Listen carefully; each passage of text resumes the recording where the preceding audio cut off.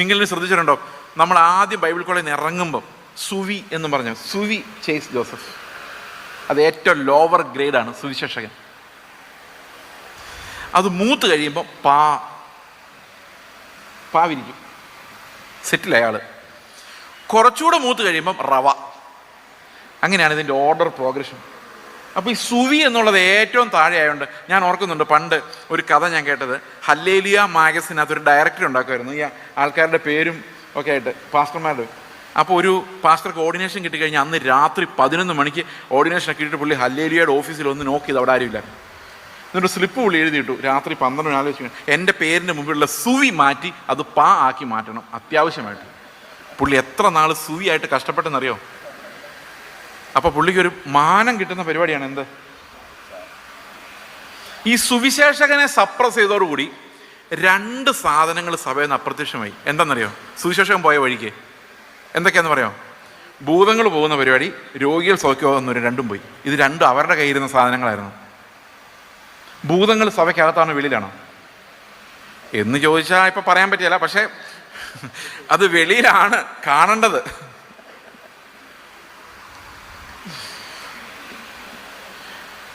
വെളിയിലാണ് കാണേണ്ടത്. പക്ഷെ അപ്പം ഈ ഭൂതങ്ങളെ പുറത്താക്കാനുള്ള അധികാരം ആരുടെ കയ്യിലാണ് കൊടുക്കേണ്ടത്? ഇടയൻ്റെ കയ്യിലാണ്, സുവിശേഷകൻ്റെ കയ്യിലാണ്. അപ്പൊ ഈ ഭൂതങ്ങളെ പുറത്താക്കാൻ അധികാരമുള്ള ആള് ഒരു സുവിശേഷാത്മാവുള്ള ആളായിരിക്കും. അവർക്ക് എങ്ങനെയെങ്കിലും സുവിശേഷം പറയണതേ കാണുള്ളൂ. അവർ പോയി സുവിശേഷം പറയുമ്പോഴാണ് ഈ ഭൂതങ്ങളൊക്കെ ഉള്ള ആൾക്കാരെ കാണുകയും അവരെ പുറത്താക്കുകയും ചെയ്യുന്നത്. അല്ല, ചർച്ചിനകത്ത് ഇരുന്നിട്ട് ഡ്രം അടിക്കുമ്പോൾ ടപ്പ അടിച്ച് കൺട്രോൾ പോയിട്ട് തുള്ളുന്നതല്ല ഭൂതം. വെള്ളം ഇത്തിരി കുടിക്കും. ഭൂതം എന്ന് പറഞ്ഞാൽ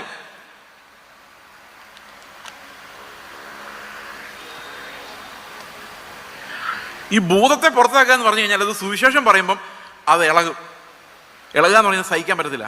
ഇനി സുവിശേഷം പറഞ്ഞില്ലെങ്കിലും കർത്താവ് പുറത്താക്കിയ ഭൂതങ്ങളൊക്കെ ഒരു വല്ലാത്ത ഷേപ്പിലായിരുന്നു എല്ലാം കിടന്നത്, അല്ലാതെ ഡ്രം അടിച്ച് ഇളക്കിയതല്ല. മനസ്സിലായോ? അപ്പോൾ ഒരു ദേശത്ത് ചെല്ലുമ്പോൾ ഞാൻ ഓർക്കുന്നുണ്ട്, 2 ബ്രദറൻ സഹോദരന്മാർ എൻ്റെ സുഹൃത്തുക്കളാണ്.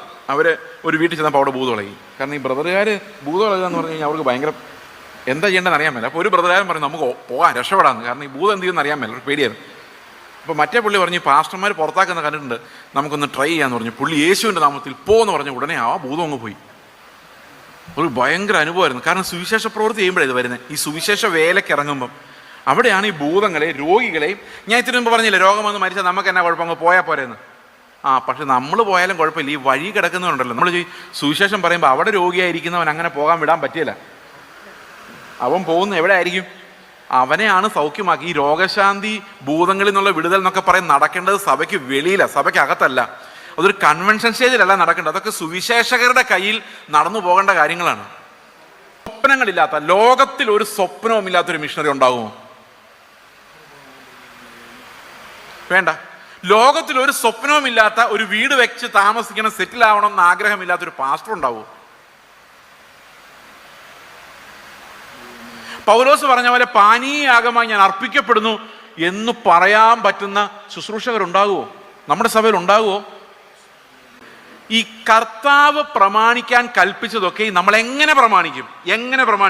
ആഗ്രഹമുണ്ടോ? എങ്ങനെ പ്രമാണിക്കണ്ടേ? യേശു കർത്താവ് നമ്മോട് കൽപ്പിച്ചതൊക്കെ നമ്മൾ പ്രമാണിക്കണ്ടേ, അല്ലേ? അപ്പൊ എന്ത് ചെയ്യും? അതിനു വേണ്ടിയാണ് നമ്മൾ റോമാലേഖനം 1:6 അപ്പോസ്തലനായ പൗലോസ് പറയുന്നു. എന്താ പറയുന്നത് നോക്കിയേ? അത് ഗ്രേറ്റ് കമ്മീഷൻ തന്നെയാണ് കേട്ടോ.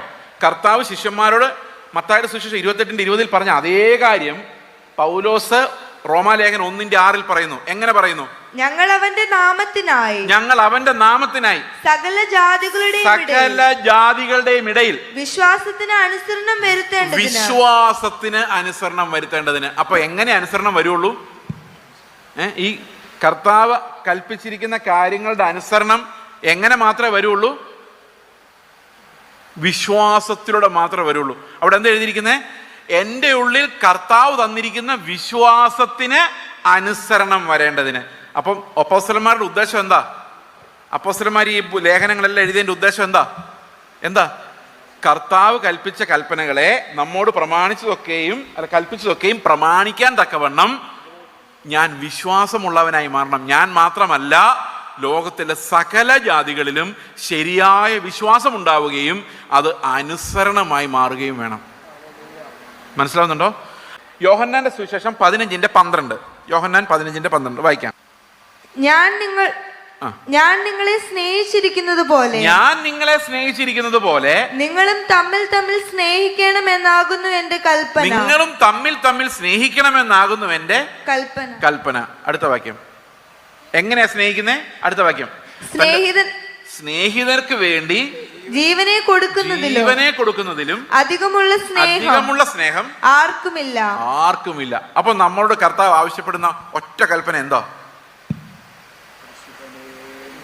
പറ, ഒറ്റ കൽപ്പനയുള്ളൂ. എന്തോ? നമുക്ക് ബാക്കി എല്ലാം മറക്കാം, കാരണം ഇതെല്ലാം കൂടെ ചുരുക്കി ഒറ്റ കൽപ്പന എന്ന് പറഞ്ഞിട്ടുണ്ടല്ലോ. ഇതാകുന്നു എൻ്റെ കൽപ്പന. എന്തോ അത്? കർത്താവ് എനിക്ക് വേണ്ടി എങ്ങനെ മരിച്ചോ അതുപോലെ എൻ്റെ അടുത്തിരിക്കുന്ന ആൾക്ക് വേണ്ടി ഞാൻ മരിക്കണം. ഒന്ന് അടുത്തിരിക്കുന്ന ആൾ ഒന്ന് നോക്കിക്കേ, മരിക്കുമോ അടുത്തിരിക്കുന്ന ആൾക്ക് വേണ്ടി? കുറച്ച് പൈസ മേടിച്ചിട്ട് തിരിച്ചു തന്നില്ലെങ്കിൽ അറിയാം ഈ സ്നേഹം ഇതിലേ പോകുന്നു. അപ്പോഴാണ് കർത്താവ് പറയുന്നത് അടുത്തിരിക്കുന്നതുകൊണ്ട് മരിക്കുക. ഈ പ്രമാണം അനുസരിക്കാതെ നമുക്ക് എങ്ങനെ ശിഷ്യരാകാൻ പറ്റും? പ്രിയ സഹോദരങ്ങൾ, അപ്പം നിങ്ങൾ എന്നോട് ചോദിക്കും, ഈ പറയുന്ന പ്രസംഗിക്കുന്ന പ്രസംഗകൻ ഇങ്ങനെ അടുത്തിരിക്കുന്നവന് വേണ്ടി മരിക്കാനുള്ള സ്നേഹം ഉണ്ടോ? ചോദിക്കോ, നിങ്ങൾ ചോദിക്കോ? അപ്പൊ പിന്നെ ഞാൻ ഇതിനെക്കുറിച്ചൊന്നും പറയാൻ പോകാതെ ശരിക്കും വല്ല ദാവീദിന്റെ കഥയും പറഞ്ഞിട്ട് പോയാൽ എനിക്ക് അത്രയും കുറച്ച് ഉത്തരം പറഞ്ഞാൽ മതി. ഇപ്പം മനസ്സിലായി പാസ്റ്റർമാരെല്ലാം പഴയ നിയമം പറയുന്നത് എന്തിനാന്ന്? പഴയ നിയമം പറയുന്നതിനകത്ത് തെറ്റൊന്നുമില്ല. പക്ഷെ പഴയ നിയമം ഇവർ വായിക്കുന്നത് യഹൂദന്മാർ വായിച്ച പോലെയാണ്. പഴയ നിയമം ശിഷ്യന്മാർ വായിച്ച പോലെ വായിച്ചാൽ അതിനകത്ത് എല്ലാം ക്രിസ്തു ഉണ്ട്. പക്ഷെ ശിഷ്യന്മാർ വായിക്കുന്ന പോലെ വായിക്കണമെങ്കിൽ ആത്മാവ് വെളിപ്പെടുത്തണം. ആത്മാവിൽ വ്യാഖ്യാനിച്ചാൽ മാത്രമേ ശിഷ്യന്മാർ വായിച്ചതുപോലെ പഴയ നിയമം വായിക്കാൻ പറ്റുള്ളൂ. നമ്മൾ പഴയ നിയമം യഹൂദന്മാരെങ്ങനെ വായിച്ചിട്ട് ക്രിസ്തുവിനെ ക്രൂശിച്ചോ അതുപോലെ തന്നെ നമ്മൾ വായിച്ചിട്ട് ക്രിസ്തുവിനെ പള്ളിക്ക് പുറത്താക്കിയേക്കുക. സമാധാനമായോ? എല്ലാവർക്കും സന്തോഷമായോ? അല്ല, സന്തോഷമാകണം. കാരണം നമ്മൾക്ക് എന്താ പ്രശ്നം എന്ന് മനസ്സിലാവുമ്പോൾ നമുക്ക് സന്തോഷമേ വരാവുള്ളൂ. കാരണം നമ്മൾ എവിടെ കിടക്കുന്ന അറിഞ്ഞാൽ നമുക്ക് രക്ഷപ്പെടാൻ പറ്റത്തുള്ളൂ, അല്ലേ? ഓക്കെ, അപ്പോൾ ഈ ഒരു കൽപ്പന നമ്മുടെ മുമ്പിൽ ഇങ്ങനെ നിൽക്കുക. അപ്പോൾ ഈ ഒരു കൽപ്പന നിൽക്കുന്നത് കൊണ്ട് നമ്മളെല്ലാവരും അനുസരണം കെട്ടവരാണ്. സമ്മതിച്ചോ? അയ്യോ, ഞങ്ങളെക്കുറിച്ച് അങ്ങനെ പറഞ്ഞ് ഞങ്ങൾ സമ്മതിക്കില്ല. ഞങ്ങൾ സ്നാനപ്പെട്ട് ആഭരണം ധരിക്കാതെ വെള്ളവസ്ത്രം ഇട്ട്, ശരിക്കും പറഞ്ഞാൽ ആഭരണം ധരിക്കാതെ വെള്ളവസ്ത്രം ഇട്ട് ചെന്ന് ഓരോ കടയിൽ ചെന്ന് വില പേശി തർക്കുത്തരം പറയുമ്പോഴാണ് ആൾക്കാർ വിചാരിക്കുന്നത് പെന്തിക്കോസുകാരാണ്.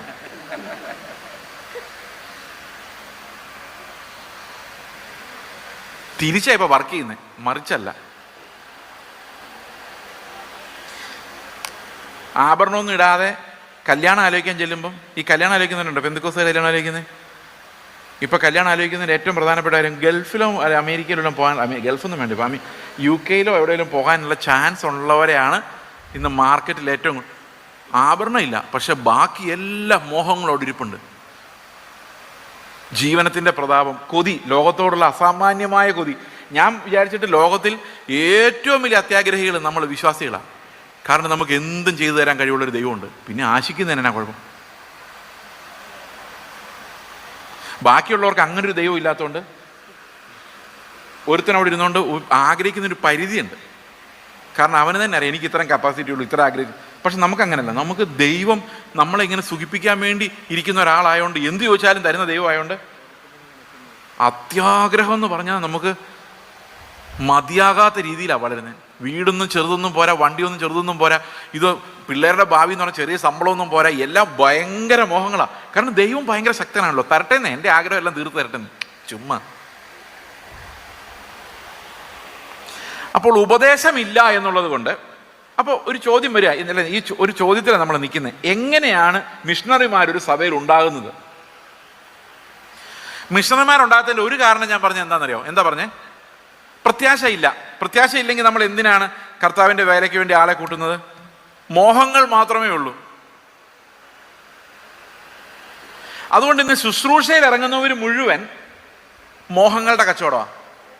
മുഴുവൻ എന്ന് പറയുമ്പോൾ 100-ന് 100 ഒരു 100-ന് 90 എന്ന് വേണേൽ പറയാം. എങ്ങനെ ഈ മോഹങ്ങൾ കച്ചവടം ചെയ്യുന്നറിയാം?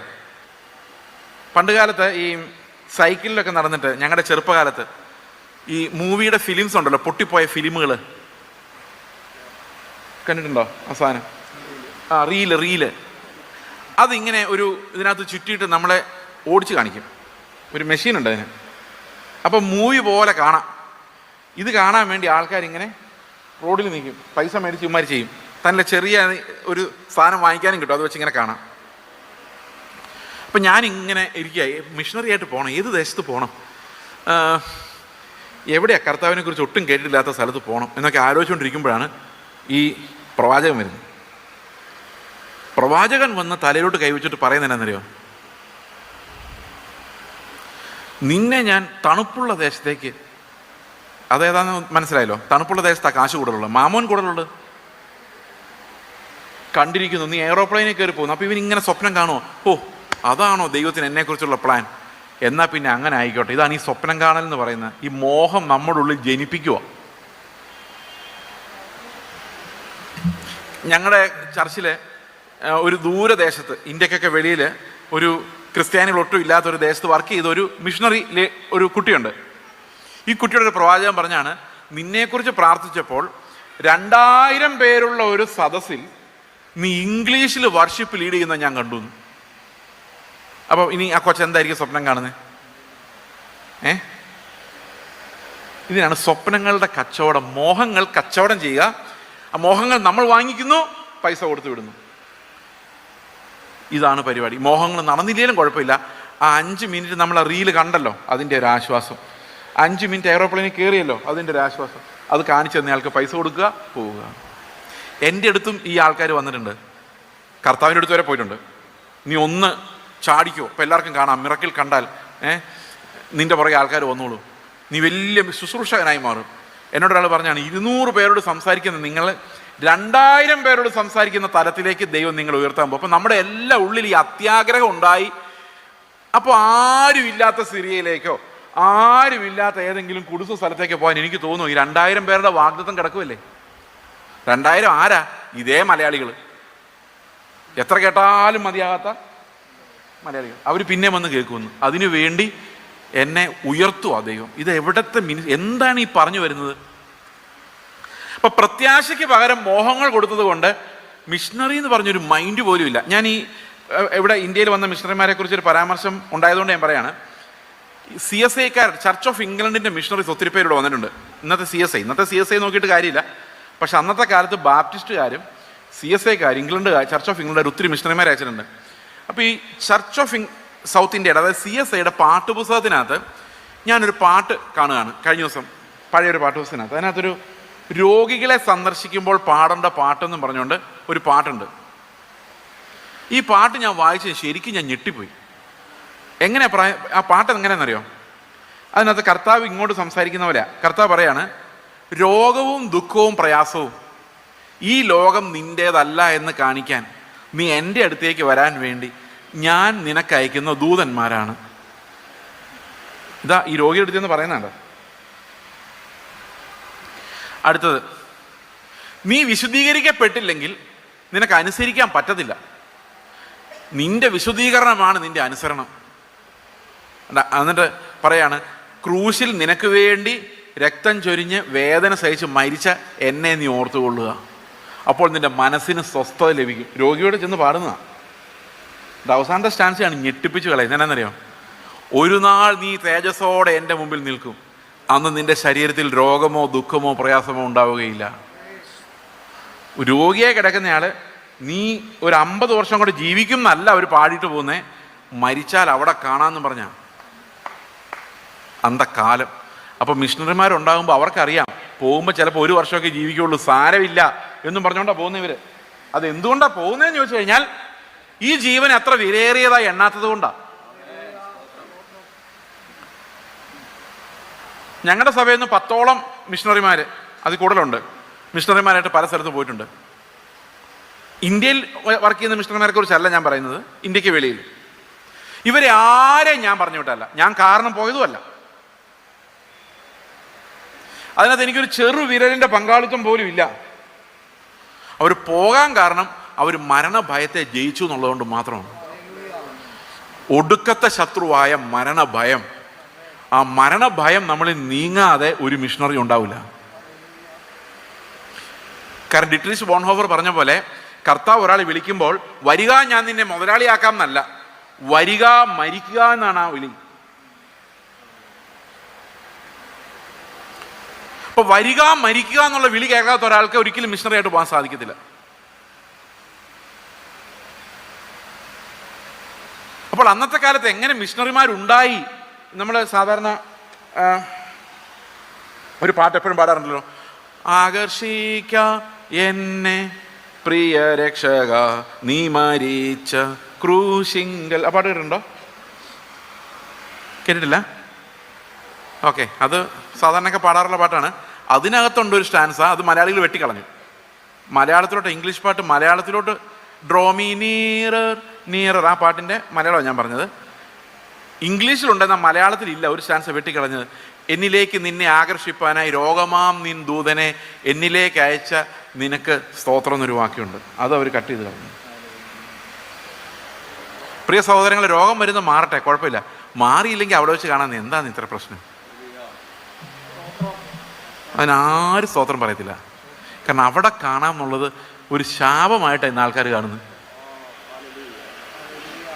സ്തോത്രം പറയാൻ ധൈര്യമുണ്ടോ?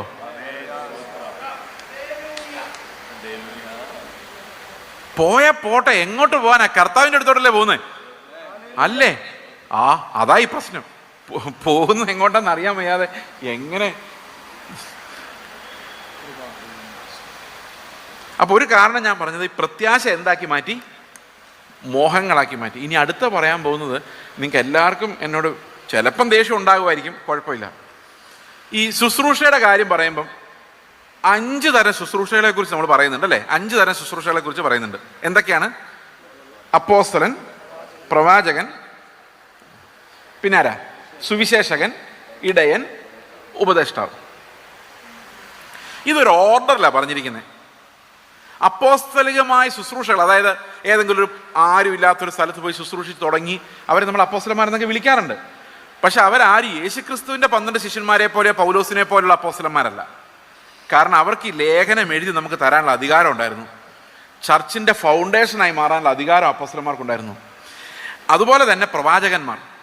ഈ അപ്പോസ്തലന്മാരുടെ മെസ്സേജസ് നിങ്ങൾ ശ്രദ്ധിച്ചു നോക്കിയാൽ മനസ്സിലാവും, അതെല്ലാം പഴയ നിയമ പ്രവാചകന്മാരുടെ കൊട്ടേഷൻസാണ്. അവർ സ്ഥാപിച്ചുകൊണ്ടിരുന്നത് പഴയ നിയമ പ്രോഫറ്റ്സ് എന്തൊക്കെ പറഞ്ഞോ അതെല്ലാം ക്രിസ്തുവിനെ കുറിച്ചായിരുന്നു. ആ ക്രിസ്തുവാണ് യേശു എന്ന് തെളിയിക്കാൻ വേണ്ടിയാണ് ഈ അപ്പോസ്തലന്മാർ നടക്കുന്നത്.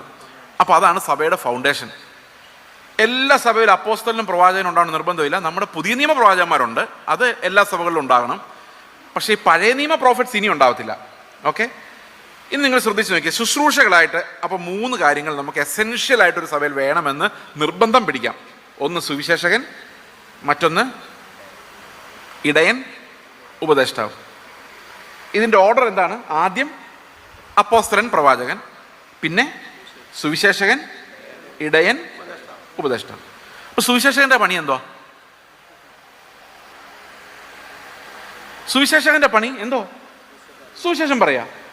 സുവിശേഷം പറയുന്നവർ എവിടെയാ പോകുന്നത്? അവിശ്വാസികളെടുത്താണോ വിശ്വാസികളെടുത്താണോ? അവിശ്വാസികളെടുത്ത്. അപ്പൊ ഈ അവിശ്വാസി ആര്? സുവിശേഷകൻ. ഇപ്പൊ മിഷണറി ആരാ? സുവിശേഷകനാ.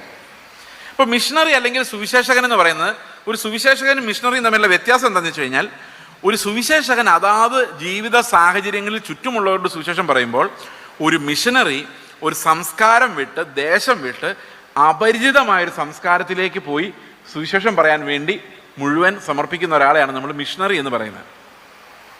നമ്മളുമായി ഒരു ബന്ധവുമില്ലാത്ത ഒരു സമൂഹത്തിലേക്ക്, നമ്മളുമായി യാതൊരു ബ്രിഡ്ജുമില്ലാത്ത ഒരു കമ്മ്യൂണിറ്റിയിലോട്ട് പോകുക എന്നുള്ളതാണ് ഒരു മിഷണറി എന്നുള്ളതുകൊണ്ട് ഉദ്ദേശിക്കുന്നത്. അപ്പോൾ ഭാഷ വേറെ ആയിരിക്കും, സംസ്കാരം വേറെ ആയിരിക്കും. അപ്പം ഞാൻ അവിടെ ചെന്ന് അവരുമായിട്ട് അഡാപ്റ്റ് ചെയ്ത് അങ്ങനെ മിഷണറി ആയിട്ട് മാറും. ഈ സുവിശേഷകന്റെ ആദ്യം കൊടുക്കാനുള്ള കാരണം, സുവിശേഷകർ പോയി ആൾക്കാരെ പിടിച്ച് ഇടയനെ ഏൽപ്പിക്കും. ഇടയൻ അവരെ പരിപാലനം ചെയ്യുകയും ഉപദേഷ്ടാവിനെ കൊണ്ട് അവർക്ക് വചനം മനസ്സിലാക്കി കൊടുപ്പിക്കുകയും ചെയ്യും. ഉപദേഷ്ടാവിന്റെ പണി എന്താ? ഉപദേശം കൊടുക്കുക. ഓക്കെ, ഇന്ന് പാസ്റ്റർ എന്ന് പറയുന്ന ഒരൊറ്റ തസ്തിക മാത്രമേ ഉള്ളൂ. തസ്തികയായിട്ട് ആ ഒരൊറ്റ ശുശ്രൂഷ മാത്രമേ ബഹുമാനിക്കപ്പെടുന്നുള്ളൂ. എനിക്കൊരു ഉപദേഷ്ടാവിൻ്റെ കൃപാവരമുള്ള ആളാണ്, പക്ഷെ എന്നെ എല്ലാവരും പാസ്റ്റർ എന്നാണ് വിളിക്കുന്നത്. കാരണം പാസ്റ്റർ അല്ലെങ്കിൽ ഇടയൻ മാത്രമേ ബഹുമാനിക്കപ്പെടുന്നുള്ളൂ. ശരിക്കും എൻ്റെ പണി ഉപദേശിപ്പണിയാണ്. ഐ ആം ആൻ ഉപദേശി, നോട്ട് എ പാസ്റ്റർ. പക്ഷെ ഞാൻ ബൈബിൾ കോളേജിൽ പഠിച്ചതായതുകൊണ്ടും ഓക്കെ. അപ്പോൾ എൻ്റെ പേരെന്താണ്? ഓട്ടോമാറ്റിക്കലി എന്താണ്? നിങ്ങളിന് ശ്രദ്ധിച്ചിട്ടുണ്ടോ? നമ്മൾ ആദ്യം ബൈബിൾ കോളേജിൽ നിന്ന് ഇറങ്ങുമ്പം സുവി എന്ന് പറഞ്ഞു, സുവി ചേസ് ജോസഫ്. അത് ഏറ്റവും ലോവർ ഗ്രേഡാണ് സുവിശേഷകൻ. അത് മൂത്ത് കഴിയുമ്പോൾ പാവിരിക്കും, സെറ്റിൽ അയാൾ. കുറച്ചുകൂടെ മൂത്ത് കഴിയുമ്പം റവ. അങ്ങനെയാണ് ഇതിൻ്റെ ഓർഡർ പ്രോഗ്രഷൻ. അപ്പോൾ ഈ സുവി എന്നുള്ളത് ഏറ്റവും താഴെ ആയതുകൊണ്ട് ഞാൻ ഓർക്കുന്നുണ്ട്, പണ്ട് ഒരു കഥ ഞാൻ കേട്ടത്, ഹല്ലേലിയ മാഗസിനകത്ത് ഒരു ഡയറക്ടർ ഉണ്ടാക്കുമായിരുന്നു ഈ ആൾക്കാരുടെ പേരും ഒക്കെ ആയിട്ട്, പാസ്റ്റർമാരുടെ.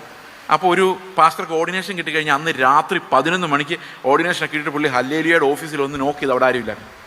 എന്നിട്ട് സ്ലിപ്പ് പുള്ളി എഴുതിയിട്ടു, രാത്രി 12 ആലോചിച്ചു എൻ്റെ പേരിൻ്റെ മുമ്പിലുള്ള സുവി മാറ്റി അത് ആക്കി മാറ്റണം അത്യാവശ്യമായിട്ട്. പുള്ളി എത്ര നാൾ സുവി ആയിട്ട് കഷ്ടപ്പെട്ടെന്നറിയോ? അപ്പോൾ പുള്ളിക്കൊരു മാനം കിട്ടുന്ന പരിപാടിയാണ് എന്ത്? ഈ സുവിശേഷകനെ സപ്രസ് ചെയ്തതോടുകൂടി 2 സാധനങ്ങൾ സഭയിൽ നിന്ന് അപ്രത്യക്ഷമായി. എന്താണെന്നറിയോ? സുവിശേഷകൻ പോയ വഴിക്ക് എന്തൊക്കെയാണെന്ന് പറയാം? ഭൂതങ്ങൾ പോകുന്ന പരിപാടി, രോഗികൾ സൗഖ്യമാകുന്നവർ രണ്ടും പോയി. ഇത് രണ്ടും അവരുടെ കയ്യിരുന്ന സാധനങ്ങളായിരുന്നു. ഭൂതങ്ങൾ സഭയ്ക്കകത്താണോ വെളിയിലാണോ എന്ന് ചോദിച്ചാൽ ഇപ്പം പറയാൻ പറ്റില്ല. പക്ഷേ അത് വെളിയിലാണ് കാണേണ്ടത്.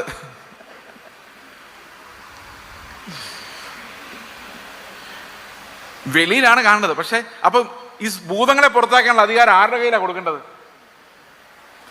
ഇടയൻ്റെ കയ്യിലാണ്, സുവിശേഷകൻ്റെ കയ്യിലാണ്. അപ്പൊ ഈ ഭൂതങ്ങളെ പുറത്താക്കാൻ അധികാരമുള്ള ആള് ഒരു സുവിശേഷാത്മാവുള്ള ആളായിരിക്കും. അവർക്ക് എങ്ങനെയെങ്കിലും സുവിശേഷം പറയണതേ കാണുള്ളൂ. അവർ പോയി സുവിശേഷം പറയുമ്പോഴാണ് ഈ ഭൂതങ്ങളൊക്കെ ഉള്ള ആൾക്കാരെ കാണുകയും അവരെ പുറത്താക്കുകയും ചെയ്യുന്നത്. അല്ല, ചർച്ചിനകത്ത് ഇരുന്നിട്ട് ഡ്രം അടിക്കുമ്പോൾ ടപ്പ അടിച്ച് കൺട്രോൾ പോയിട്ട് തുള്ളുന്നതല്ല ഭൂതം. വെള്ളം ഇത്തിരി കുടിക്കും. ഭൂതം എന്ന് പറഞ്ഞാൽ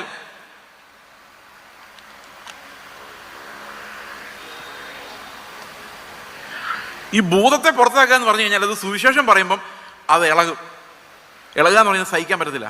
ഇനി സുവിശേഷം പറഞ്ഞില്ലെങ്കിലും കർത്താവ് പുറത്താക്കിയ ഭൂതങ്ങളൊക്കെ ഒരു വല്ലാത്ത ഷേപ്പിലായിരുന്നു എല്ലാം കിടന്നത്, അല്ലാതെ ഡ്രം അടിച്ച് ഇളക്കിയതല്ല. മനസ്സിലായോ? അപ്പോൾ ഒരു ദേശത്ത് ചെല്ലുമ്പോൾ ഞാൻ ഓർക്കുന്നുണ്ട്, 2 ബ്രദറൻ സഹോദരന്മാർ എൻ്റെ സുഹൃത്തുക്കളാണ്.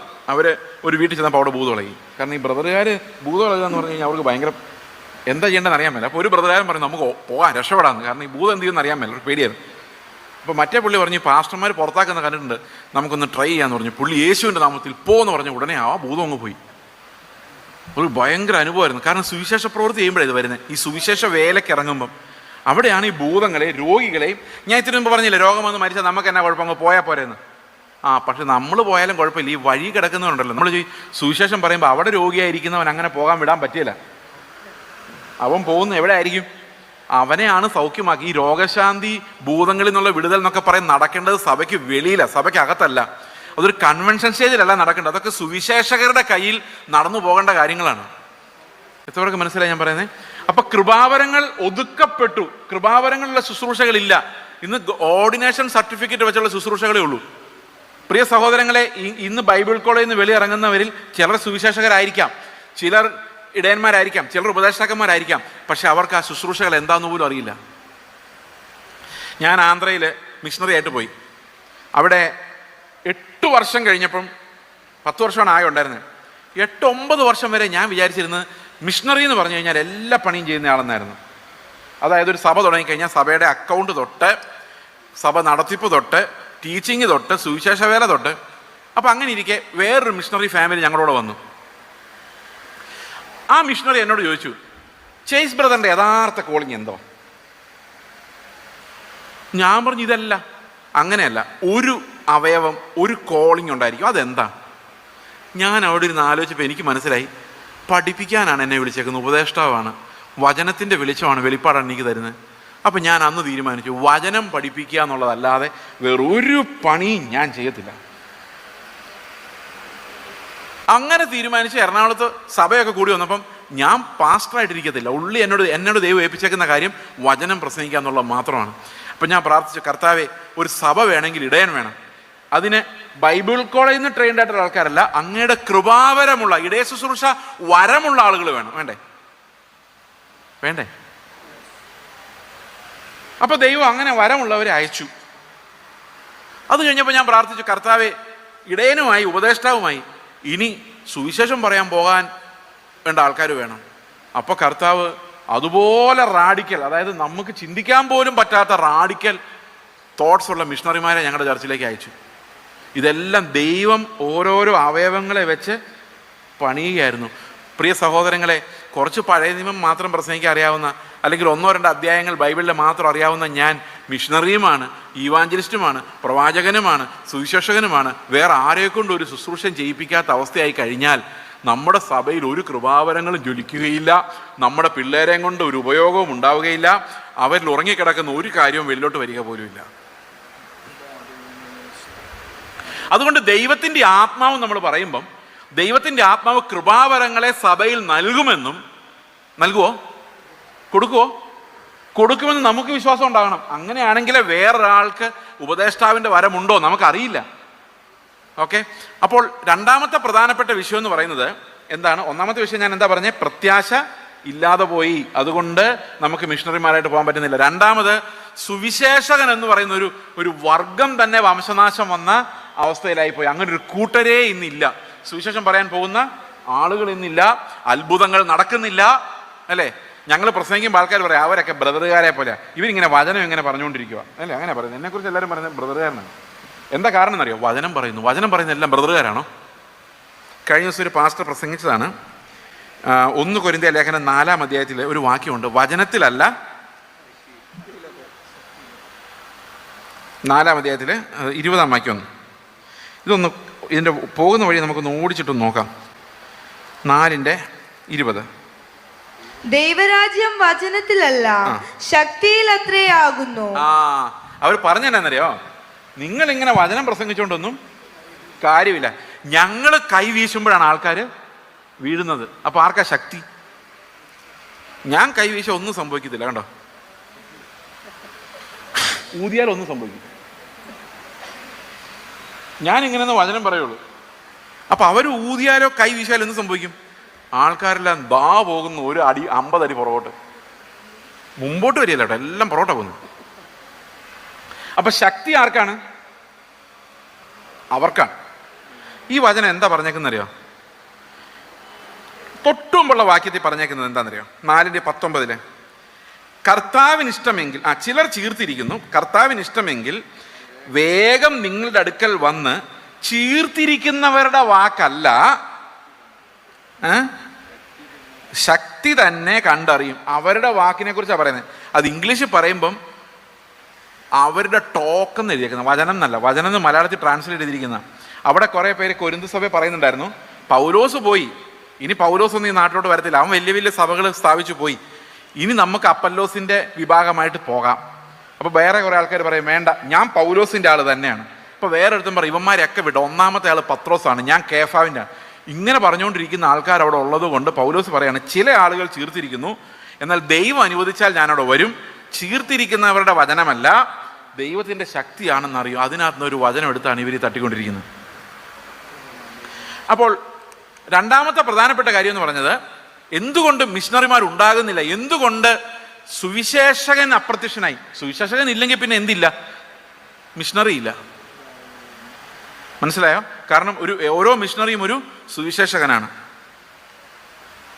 ഇനി മൂന്നാമത്തെ കാര്യം എന്താണെന്ന് വെച്ച് കഴിഞ്ഞാൽ, ഞാൻ ആദ്യം പറഞ്ഞ ഗ്രേറ്റ് കമ്മീഷന്റെ രണ്ടാമത്തെ ഭാഗം, അതെന്തായിരുന്നു? രണ്ടാമത്തെ ഭാഗം, ഞാൻ നിങ്ങളെ പ്രമാണിപ്പാൻ കൽപ്പിച്ചതൊക്കെയും പ്രമാണിപ്പാൻ തക്കവണ്ണം അവരെ ഉപദേശിക്കണം. ഈ കർത്താവ് പ്രമാണിക്കാൻ പറഞ്ഞ കാര്യം, കൽപ്പിച്ചു തന്ന കാര്യങ്ങളൊക്കെ ഭയങ്കര ബുദ്ധിമുട്ടുള്ള കാര്യങ്ങളാണ്. അത് എളുപ്പമാണോ? നിങ്ങൾക്ക് എന്ത് തോന്നുന്നു? കർത്താവ് നമ്മോട് കൽപ്പിച്ചതൊക്കെ അനുസരിക്കാൻ എളുപ്പമാണോ പ്രയാസമാണോ? പ്രയാസമാണെന്ന് മാത്രമല്ല, അത് നടക്കുന്ന കാര്യമല്ല. അപ്പം നിങ്ങൾ പറയാം, ആഹാ അത്രയ്ക്കായോ, എന്നാൽ നടത്തി കാണിക്കും, എനിക്ക് സന്തോഷമേ ഉള്ളൂ. എനിക്കിങ്ങനെ കാണണമെന്ന് ആഗ്രഹമുണ്ട്. സ്വത്തെല്ലാം വിറ്റ് അനുസരിച്ച് കാണിക്കണം കേട്ടോ. 2 ഉടുപ്പുണ്ടെങ്കിൽ ഒന്നില്ലാത്ത ആരെങ്കിലും സംഘടിപ്പിച്ച് അവർക്ക് കൊടുത്തിട്ട്, കയ്യിൽ എന്ത് ചോദിച്ചാലും എടുത്തു കൊടുത്ത്, അങ്ങനെയുള്ള ആരെങ്കിലും ഉണ്ടോ നമ്മുടെ ഇടയിൽ? നിങ്ങളുടെ കണ്ണ് നിനക്ക് ഇടർച്ച വരുന്നുണ്ടെങ്കിൽ അത് ചൂഴ്ന്നെടുത്ത് എറിഞ്ഞു കളയുക. കണ്ണ് എപ്പോഴെല്ലാം ഇടർച്ച വരുത്തിയേക്കുന്നു? അടുത്ത വീട്ടിലൊരു ഡ്രസ്സ് കാണുമ്പം അല്ലേ, അല്ലെങ്കിൽ ഒരു കാറ് കാണുമ്പം, അല്ലെങ്കിൽ ഒരു വീട് കാണുമ്പോൾ തോന്നില്ലേ എനിക്ക് എന്നാ ഇങ്ങനത്തെ ഒരെണ്ണം കിട്ടുന്നെന്ന് തോന്നുന്നില്ലേ? അത് ഇടർച്ചയാ അല്ലേ? ആണോ? ചൂഴ്ന്നെടുത്ത് എറിഞ്ഞ് കളഞ്ഞോ ആരെങ്കിലും? കൈ നിനക്ക് ഇടർച്ചയാണെങ്കിൽ അത്. അപ്പോൾ നമ്മൾ ഇത്രയും വലിയ കൽപ്പനകൾ പഠിപ്പിക്കാൻ വേണ്ടി പോവുക. പുതിയ ചർച്ച് പണിതു, ആൾക്കാർ വന്നു, സ്നാനപ്പെട്ടു. ഇനി ഇത് പഠിപ്പിക്കണം. പഠിപ്പിക്കാൻ വേണ്ടി ഞാൻ ചെന്ന് നിൽക്കുകയാണ്. ഒരു കരണത്തടിച്ചാൽ മറ്റേ കരണം കാണിച്ചു കൊടുക്കണം. അപ്പോൾ ഇരുന്ന ആൾ പറയും, ഇന്നലെ നീ വഴക്കുണ്ടാക്കുന്നത് ഞാൻ കണ്ടതാണ്, അന്ന് എന്താ കരണം കാണിച്ചു കൊടുക്കാഞ്ഞത്? ഊടുപാട ചോദ്യങ്ങളാണ്. അപ്പോൾ സഭ ഒരു കാര്യം കണ്ടുപിടിച്ചു, ഈ വലിയ വലിയ ഉപദേശങ്ങളിലോട്ടൊന്നും പോകണ്ട, നമുക്ക് ചെറിയ ചെറിയ ഉപദേശങ്ങൾ പറഞ്ഞ് ഇവരെ ശിഷ്യരാക്കാം. ഏതാ ചെറിയ ചെറിയ ഉപദേശങ്ങൾ? നമ്മൾ സഭയിൽ ശിഷ്യന്മാരുണ്ടാക്കാൻ വേണ്ടി ഉപയോഗിക്കുന്ന ഉപദേശങ്ങൾ എന്തൊക്കെയാ? കൃത്യമായിട്ട് ഞായറാഴ്ച പള്ളിയിൽ വരണം, വേണ്ടേ? കേൾക്കുന്നുണ്ടോ? നിർബന്ധമല്ലേ? ആണോ അല്ലയോ? അതെ. കൃത്യമായി സ്തോത്രകാഴ്ച ഇടണം, ദശാംശം കവറിനകത്ത് പേരെഴുതിയിടണം, അല്ലേ? ശരിയല്ലേ? അല്ലേ? ഇടങ്കേ ഒക്കെ ചെയ്യുന്ന വലങ്കേ അറിയണ്ട, പക്ഷെ സെൻട്രൽ അറിയണം, അത് പേര് എഴുതിയിടണം. 2, പറ്റുമെങ്കിൽ വെള്ള വസ്ത്രം ധരിച്ച് വരണം, അല്ലേ? ഒരു ഐശ്വര്യമല്ലേ? എന്നെ നോക്കരുത്, എൻ്റെ കാര്യം പോക്കാണ്. ഇനി ആഭരണം ധരിക്കരുത്. അപ്പം നമുക്കൊരു പെന്തക്കോസുകാരാവാനുള്ള നിയമങ്ങളൊക്കെ ആയില്ലേ? കള്ളു കുടിക്കരുത്, സിഗരറ്റ് വലിക്കരുത്, തിയേറ്ററിൽ പോയിരുന്ന് സിനിമ കാണരുത്. ഇപ്പം നല്ല പെന്തക്കോസുകാരനായില്ലേ? ആയോ അല്ലയോ? ആയോ ഇല്ലയോ? ഏകദേശമൊക്കെ ആയില്ലേ? അത്രയും മതി.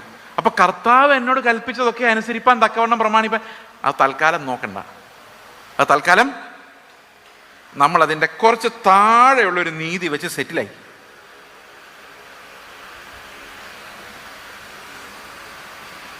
അപ്പം എന്താ സംഭവിച്ചതെന്ന് വെച്ച് കഴിഞ്ഞാൽ, യേശുക്രിസ്തുവിനെ അവൻ്റെ നീതിയെ എടുത്ത് ദൂരോട്ട് കളഞ്ഞിട്ട് നമ്മൾ നമ്മുടെ നീതി സ്ഥാപിച്ചു വെച്ചു. അതനുസരിച്ച് നമ്മൾ മറ്റുള്ളവരെ വിധിച്ചു. അവൻ ശരിയല്ല, ആഭരണമായിട്ട് നടക്കുന്ന നടപ്പ് കണ്ടില്ലേ, നമ്മൾ വിധിച്ചു. അവരൊക്കെ ചർച്ചിൽ പോകുമ്പോൾ ഇടുന്ന ഡ്രസ്സ് കാണണം, എന്താ കളറാ! നിങ്ങൾ ആദ്യം നിങ്ങളുടെ ഡ്രസ്സ് നോക്കുക, അവരെന്തെങ്കിലും ഇട്ടണം. ഞാൻ ഇന്നലെ പറയായിരുന്നു, ഒരാളുടെ കാര്യം പറഞ്ഞു, അറ്റ്ലീസ്റ്റ് അവർ ഡ്രസ്സ് ഇടുന്നെങ്കിലും ഉണ്ടല്ലോ, നാളെ ഇനി അതും പ്രശ്നമായിട്ട് വരാം.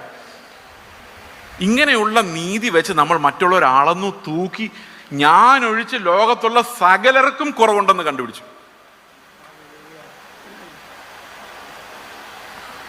TPM-കാരാണെങ്കിൽ അതിനകത്ത് 1-2 നിയമങ്ങളൂടെ ഉണ്ട്. പണ്ടുണ്ടായിരുന്നു, ഇപ്പം അതൊക്കെ പോയി. രോഗം വന്നാൽ ഹോസ്പിറ്റലിൽ പോകാൻ പാടില്ല. ഇത് രസകരമായിട്ട് റോമാലേഖനത്തിൽ ഇവരെക്കുറിച്ച് പരാമർശിച്ചിട്ടുണ്ട്. എന്താണെന്നറിയോ? റോമാലേഖനം 10:1-2 വായിച്ചു നോക്കി, അവിടെ ഇതിനെക്കുറിച്ചാണ് പറയുന്നത്. എന്താ പറയുന്നത് നോക്കി? സഹോദരന്മാരെ അവർ രക്ഷിക്കപ്പെടണമെന്ന് തന്നെ. രക്ഷിക്കപ്പെടുവോ? രക്ഷിക്കപ്പെടണം തന്നെയാണ് എൻ്റെ ആഗ്രഹം. ആരാ ഇവരൊക്കെ? എന്ന് തന്നെ എന്റെ ഹൃദയവാഞ്ചയും അവർക്ക് വേണ്ടി ദൈവത്തോടുള്ള യാചനയുമാകുന്നു. അവർ പരിജ്ഞാനപ്രകാരമല്ലെങ്കിലും ദൈവത്തെ സംബന്ധിച്ച് എരിവുള്ളവർ എന്ന് ഞാൻ അവർക്ക് സാക്ഷ്യം പറയുന്നു. ഈ എവിടെയാണോ നിങ്ങൾ എരിവ് കാണുന്നത് എന്ന് കാണുന്നത്, അപ്പം മനസ്സിലാക്കിയോണം അവിടെ എന്ത് നിയമമാണോ അവർ പറയുന്നത്, അവർ അത് കർത്താവ് പറഞ്ഞ കാര്യം ആയിരിക്കില്ല. കർത്താവ് പറഞ്ഞതിനെക്കുറിച്ച് എരിയാൻ ഗട്ട്സ് ഉള്ള ഒരാൾ പോലും നമ്മുടെ ഇടയിലില്ല. നിങ്ങൾ ഇന്നേ വരെ സ്വത്തൊന്നും വിറ്റ് ദരിദ്രർക്ക് കൊടുത്തില്ലേ, എന്നിട്ട് കർത്തൃമേശ എടുക്കാൻ വന്നേക്കോണം, അങ്ങനെ ചോദിച്ചിട്ടുണ്ടോ ആരെങ്കിലും ഇന്നേ വരെ? അവിടെയൊന്നും എരിയാൻ ഒരാളെ പോലും കിട്ടില്ല. എരിയുന്നുണ്ടെങ്കിൽ അതിനർത്ഥം ബൈബിളിൽ അത് രേഖപ്പെടുത്താത്ത ഒരു ഉപദേശമായിരിക്കും. അങ്ങനെ എരിയാനേ നമുക്ക് കപ്പാസിറ്റി ഉള്ളൂ. ആ എരിവിലാണ് എൻ്റെ നീതി ഇരിക്കുന്നത്. നിങ്ങൾക്ക് എന്നോട് എന്താ തോന്നുന്നു എനിക്കറിയാൻ മേല. അടുത്ത വാക്യോട് വായിക്കുമ്പോൾ സമാധാനവും. വായിച്ചോ. അവർ ദൈവത്തിന്റെ നീതി അറിയാതെ സ്വന്തം നീതി സ്ഥാപിക്കാൻ ഇച്ഛിച്ചുകൊണ്ട് അന്വേഷിച്ചും കൊണ്ട് ദൈവത്തിന്റെ നീതിക്ക് കീഴ്പ്പെട്ടില്ല. അപ്പൊ എന്തുണ്ടായി? ദൈവത്തിന്റെ നീതി അങ്ങ് വിട്ടിട്ട് സ്വന്തം നീതി ഉണ്ടായി. ഈ സ്വന്തം നീതിയുടെ പ്രത്യേകത എന്ന് പറഞ്ഞാൽ അധ്വാനം മുഴുവൻ എൻ്റെയാണ്. അപ്പം എനിക്കതിൻ്റെ ഒരു ഗമയുണ്ട്. ഞാനതിന് ഈ സ്വന്തം നീതിയുടെ ഒരു പ്രത്യേകത എന്താണെന്നറിയാമോ? നിങ്ങൾ ഈ പാട്ട് കേട്ടില്ലേ, അവൻ ആർക്കും ബാക്കി എന്തോ കടക്കാരനല്ല. അത് സ്വന്തം നീതിയുടെ റിസൾട്ടാണ്. ഞാൻ ഇത്രയും കർത്താവിന് വേണ്ടി അധ്വാനിച്ചപ്പോൾ ഞാൻ അധ്വാനിച്ചത്, അപ്പം പ്രതിഫലം ആര് തരണം? കർത്താവ് തരണം. അപ്പം ഞാൻ കർത്താവിന് വേണ്ടി എന്തോ ചെയ്തു എന്ന് എനിക്ക് തോന്നുന്നത് എന്തുകൊണ്ടാണെന്ന് വെച്ച് കഴിഞ്ഞാൽ ഈ സ്വയനീതി എൻ്റെ ഉള്ളിലുള്ളത് കൊണ്ടാണ്. ഞാൻ ചെയ്തു, അതാണ് എൻ്റെ നീതി. ചില ആൾക്കാർ പറയാറുണ്ട്, വിശ്വാസി വന്നിട്ട് 50 വർഷം ഇന്നേ വരെ നിനക്ക് വൈബ്രേഷൻ ഉണ്ടെങ്കിൽ തന്നെ എഫക്റ്റ് ഉള്ളൂ. ഞാനൊരു ഹോസ്പിറ്റലിൽ കയറിയിട്ടില്ല. നല്ല കാര്യം, പക്ഷെ ബൈബിളിൽ പറഞ്ഞിട്ടില്ല കയറരുതെന്ന്. ഞാനും ഹോസ്പിറ്റലിൽ കയറിയിട്ട് 10-20 വർഷമായി, പക്ഷെ ബൈബിളിൽ പറഞ്ഞിട്ടില്ല കയറരുതെന്ന് പറഞ്ഞിട്ടില്ല.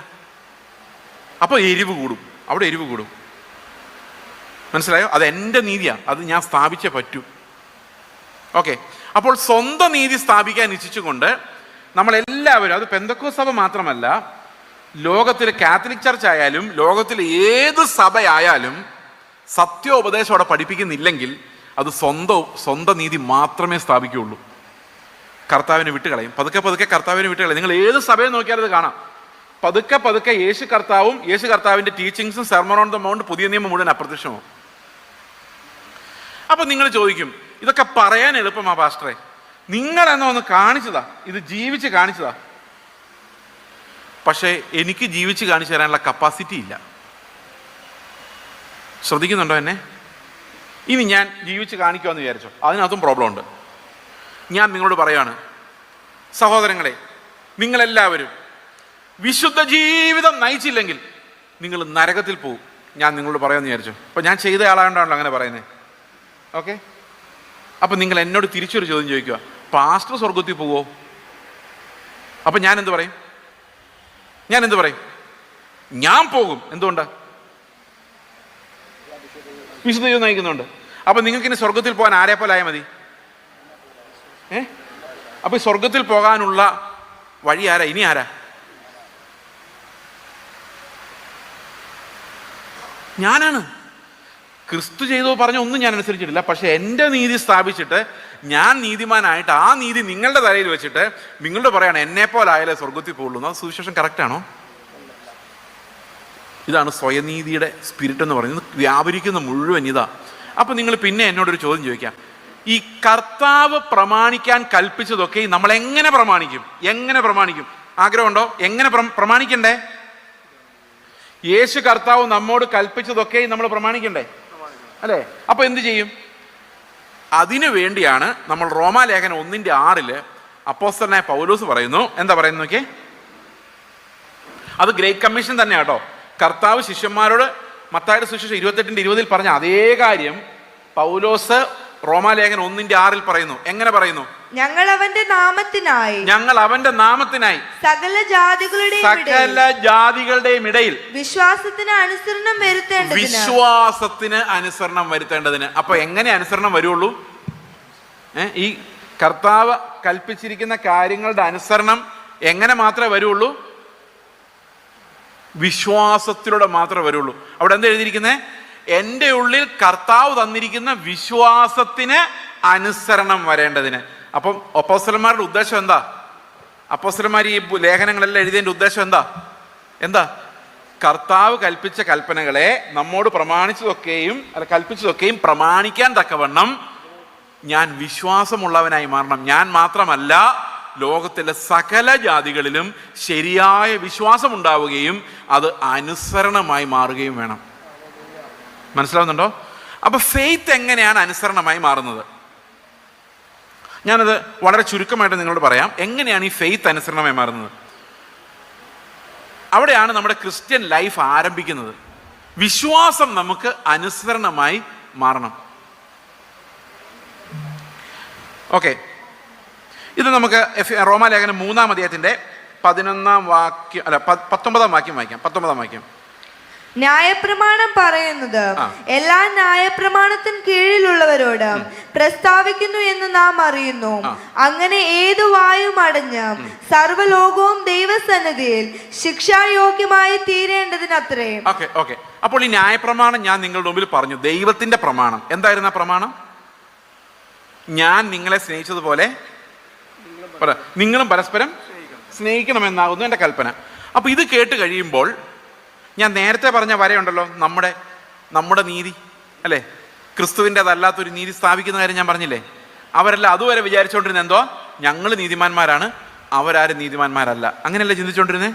ഞങ്ങൾ സിനിമ കാണാൻ പോകുന്നില്ല, ഞങ്ങൾ സിഗരറ്റ് വലിക്കുന്നില്ല, ഞങ്ങൾ കള്ളു കുടിക്കുന്നില്ല അല്ലേ, പിന്നെന്തോ ഞങ്ങൾ ആഭരണം ധരിക്കുന്നില്ല, ഞങ്ങൾ വെള്ളവസ്ത്രം ധരിക്കുന്നു, ഞങ്ങൾ കൃത്യമായി ചർച്ചിൽ പോകുന്നു, ഞങ്ങൾ ഭാര്യയും ഭർത്താവും തമ്മിൽ അടി ഉണ്ടാക്കുന്നില്ല, ഞങ്ങൾ അയൽവക്കാരുടെ പ്രശ്നം ഉണ്ടാക്കുന്നില്ല. അവരതിരുവാന്താൻ വന്നാലേ പ്രശ്നമുള്ളൂ, ഇല്ലെങ്കിൽ പ്രശ്നമൊന്നുമില്ല, ഞങ്ങൾ വളരെ ഡീസൻ്റ് ആയിട്ടുള്ള ആൾക്കാരാണ്, അവരെല്ലാം പ്രശ്നക്കാരാണ്. ഇങ്ങനെ പറഞ്ഞുകൊണ്ടാണ് നടന്നത്. പക്ഷെ ഇപ്പോൾ കർത്താവിൻ്റെ വചനം പറയുകയാണ്, നിന്നെ പോലെ തന്നെ നിൻ്റെ സ്നേഹിതനെ അല്ല, ഞാൻ നിങ്ങളെ എങ്ങനെ സ്നേഹിച്ചോ അതുപോലെ തന്നെ നിങ്ങൾ അയൽക്കാരനെ സ്നേഹിച്ചില്ലെങ്കിൽ നിങ്ങൾ എൻ്റെ കൽപ്പന ലംഘിച്ചു എന്ന് പറയുമ്പോൾ ഇവിടെ ഇരിക്കുന്ന എല്ലാവരും പാപികളായി മാറിയോ? മാറിയോ ഇല്ലയോ? അപ്പോൾ ദൈവത്തിൻ്റെ പ്രമാണം ശരിക്കും എന്താ ചെയ്തത്? ദൈവത്തിൻ്റെ പ്രമാണം എന്താ ചെയ്തത്? സകലരെയും പാപികളാക്കി മാറ്റി. അതായത് ആ പ്രമാണം വെച്ച് നോക്കുമ്പം ക്രിസ്തുവിൻ്റെ നിലവാരമുള്ള ആരുമില്ല. ക്രിസ്തുവിൻ്റെ നിലവാരത്തിൽ കുറഞ്ഞ ഒന്നിനെയും കർത്താവ് സ്വർഗത്തിൽ കൊണ്ടുപോവുകയുമില്ല. എത്ര പേർക്ക് മനസ്സിലാവുന്നുണ്ടോ?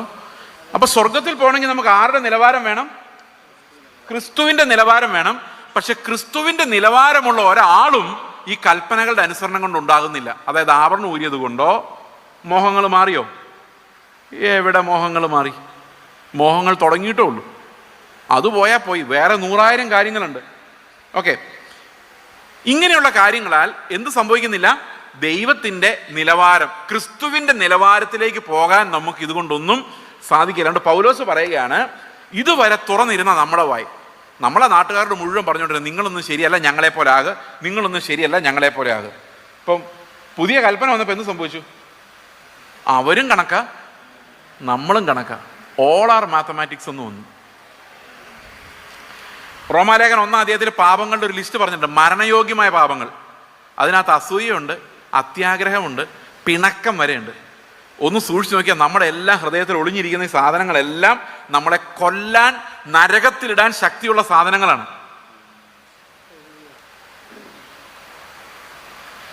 ആദവും ഹവ്വയും ഒരു പഴം പറിച്ചു തിന്നതേ ഉള്ളൂ. എന്തോ ആയിരുന്നു ദൈവത്തിൻ്റെ ക്രോധം.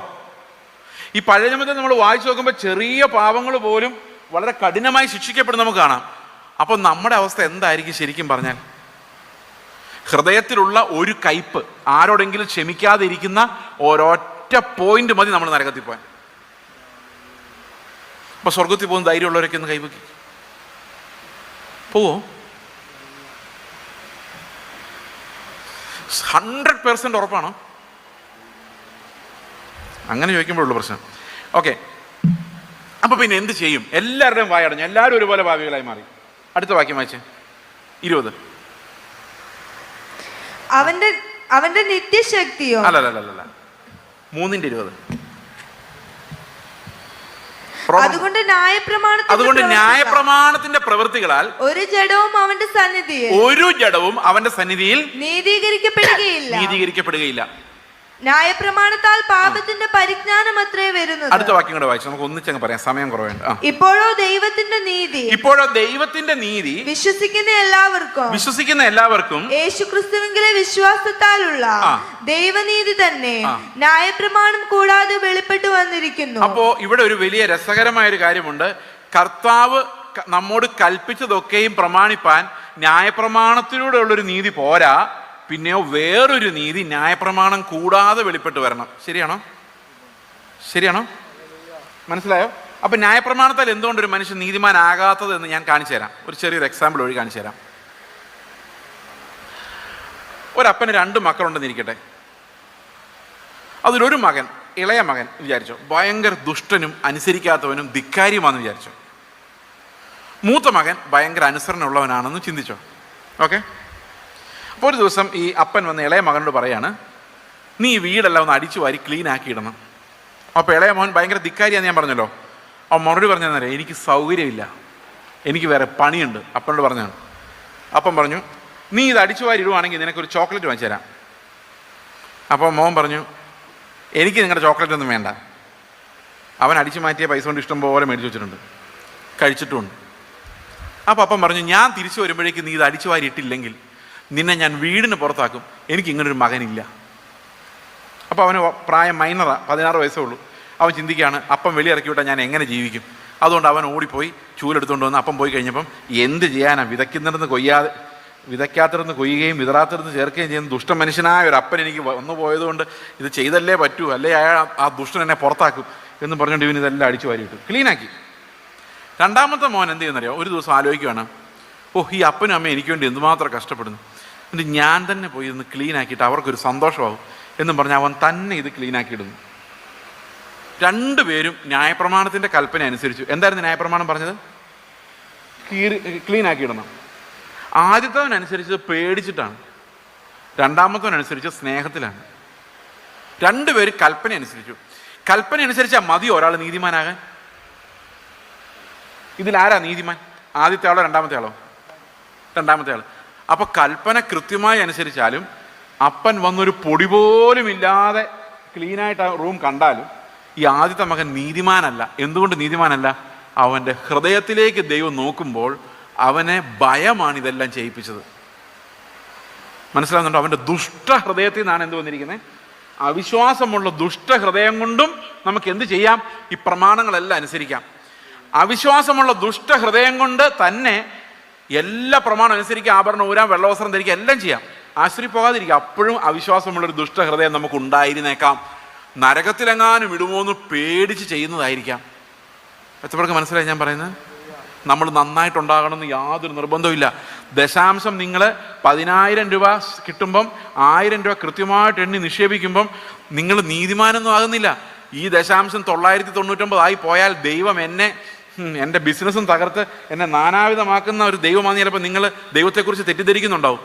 അല്ലെങ്കിൽ 100 രൂപ കിട്ടുമ്പോൾ 1000 രൂപ കിട്ടുമ്പോൾ പ്രസാദിക്കുന്ന ദൈവം നിങ്ങൾക്ക് സമ്പത്ത് തന്ന് അനുഗ്രഹിക്കും, നിങ്ങൾ അത്യാഗ്രഹിക്കുന്നുണ്ടാകും. അതിനകത്തുനിന്നായിരിക്കാം ഒരുപക്ഷെ ദശാംശം വന്നത്. ദശാംശം വീണു എന്നുള്ളത് കൊണ്ട് നിങ്ങൾ നീതിമാനായോ? ഇല്ല. ഹൃദയങ്ങളെ പരിശോധിക്കുന്ന ദൈവത്തിന് മുമ്പിൽ യാതൊരു കൽപ്പനയുടെ അനുസരണവും നമ്മളെ നീതിമാനാക്കുന്നില്ല.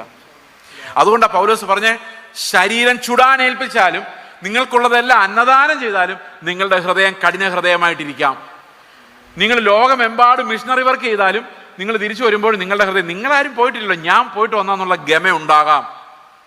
നമ്മുടെ ഹൃദയത്തിൽ അത്രയും ഈവിൽ ഒളിഞ്ഞിരിക്കുമ്പോൾ ഇത് മറച്ചു വെക്കാൻ മാത്രമാണ് ഈ കൽപ്പനകളുടെ അനുസരണം കൊണ്ട് നടക്കുന്നതെന്നാണ് പൗലോസ് പറയുന്നത്. ഇത് ഭയങ്കര വിപ്ലവകരമായൊരു പഠിപ്പിക്കലാണ്, അല്ലേ? ശരിയല്ലേ? അതായത് കൽപ്പനകളുടെ അനുസരണത്താൽ ആരും നീതിമാൻ ആകുന്നില്ല. ഉദാഹരണത്തിന് നമ്മൾ ഹെൽമെറ്റ് വെച്ചോണ്ടല്ലേ ഇപ്പൊ പോകുന്ന എല്ലായിടത്തും എല്ലാവരും, അല്ലേ? എന്തുകൊണ്ടാ?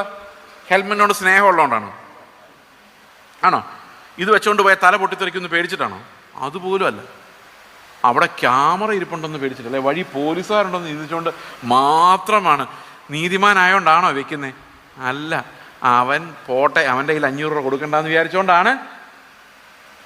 അപ്പൊ ഈ കൽപ്പനകൾക്കൊന്നും നമ്മൾ എന്ത് ചെയ്യാൻ പറ്റുന്നില്ല. സീറ്റ് ബെൽറ്റ് ഇടുന്ന എന്തിനാ? One way. ഇതെല്ലാം ഫൈൻ പേടിച്ചും ആൾക്കാരെ പേടിച്ചും അല്ല, നമ്മൾ നന്നായതുകൊണ്ടല്ല. സത്യമാണോ ഞാൻ പറയുന്നത്? എനിക്കറിയത്തില്ല, എനിക്ക് ഇരിങ്ങാലക്കുടക്കാരെല്ലാം ഇങ്ങനെയാണെന്ന് എനിക്കറിയാൻ പറ്റില്ല. പക്ഷെ മനുഷ്യന്റെ പൊതു സ്വഭാവം എന്താണ്? നിയമം ഉണ്ടെങ്കിൽ പേടിച്ചവൻ അനുസരിക്കും. അപ്പൊ നിയമം ഒന്നുമില്ലാത്ത ഒരു ഐലൻഡിൽ നമ്മളെ കൊണ്ടുവിട്ട് കഴിഞ്ഞാൽ നമ്മുടെ സ്വഭാവം എന്തായിരിക്കും? അതാണ് നമ്മുടെ ഒറിജിനൽ ദൈവം കാണുന്ന സ്വഭാവം. എത്ര പേർക്ക് മനസ്സിലായത്? ആരും ചോദിക്കാനുമില്ല, പറയാനുമില്ല.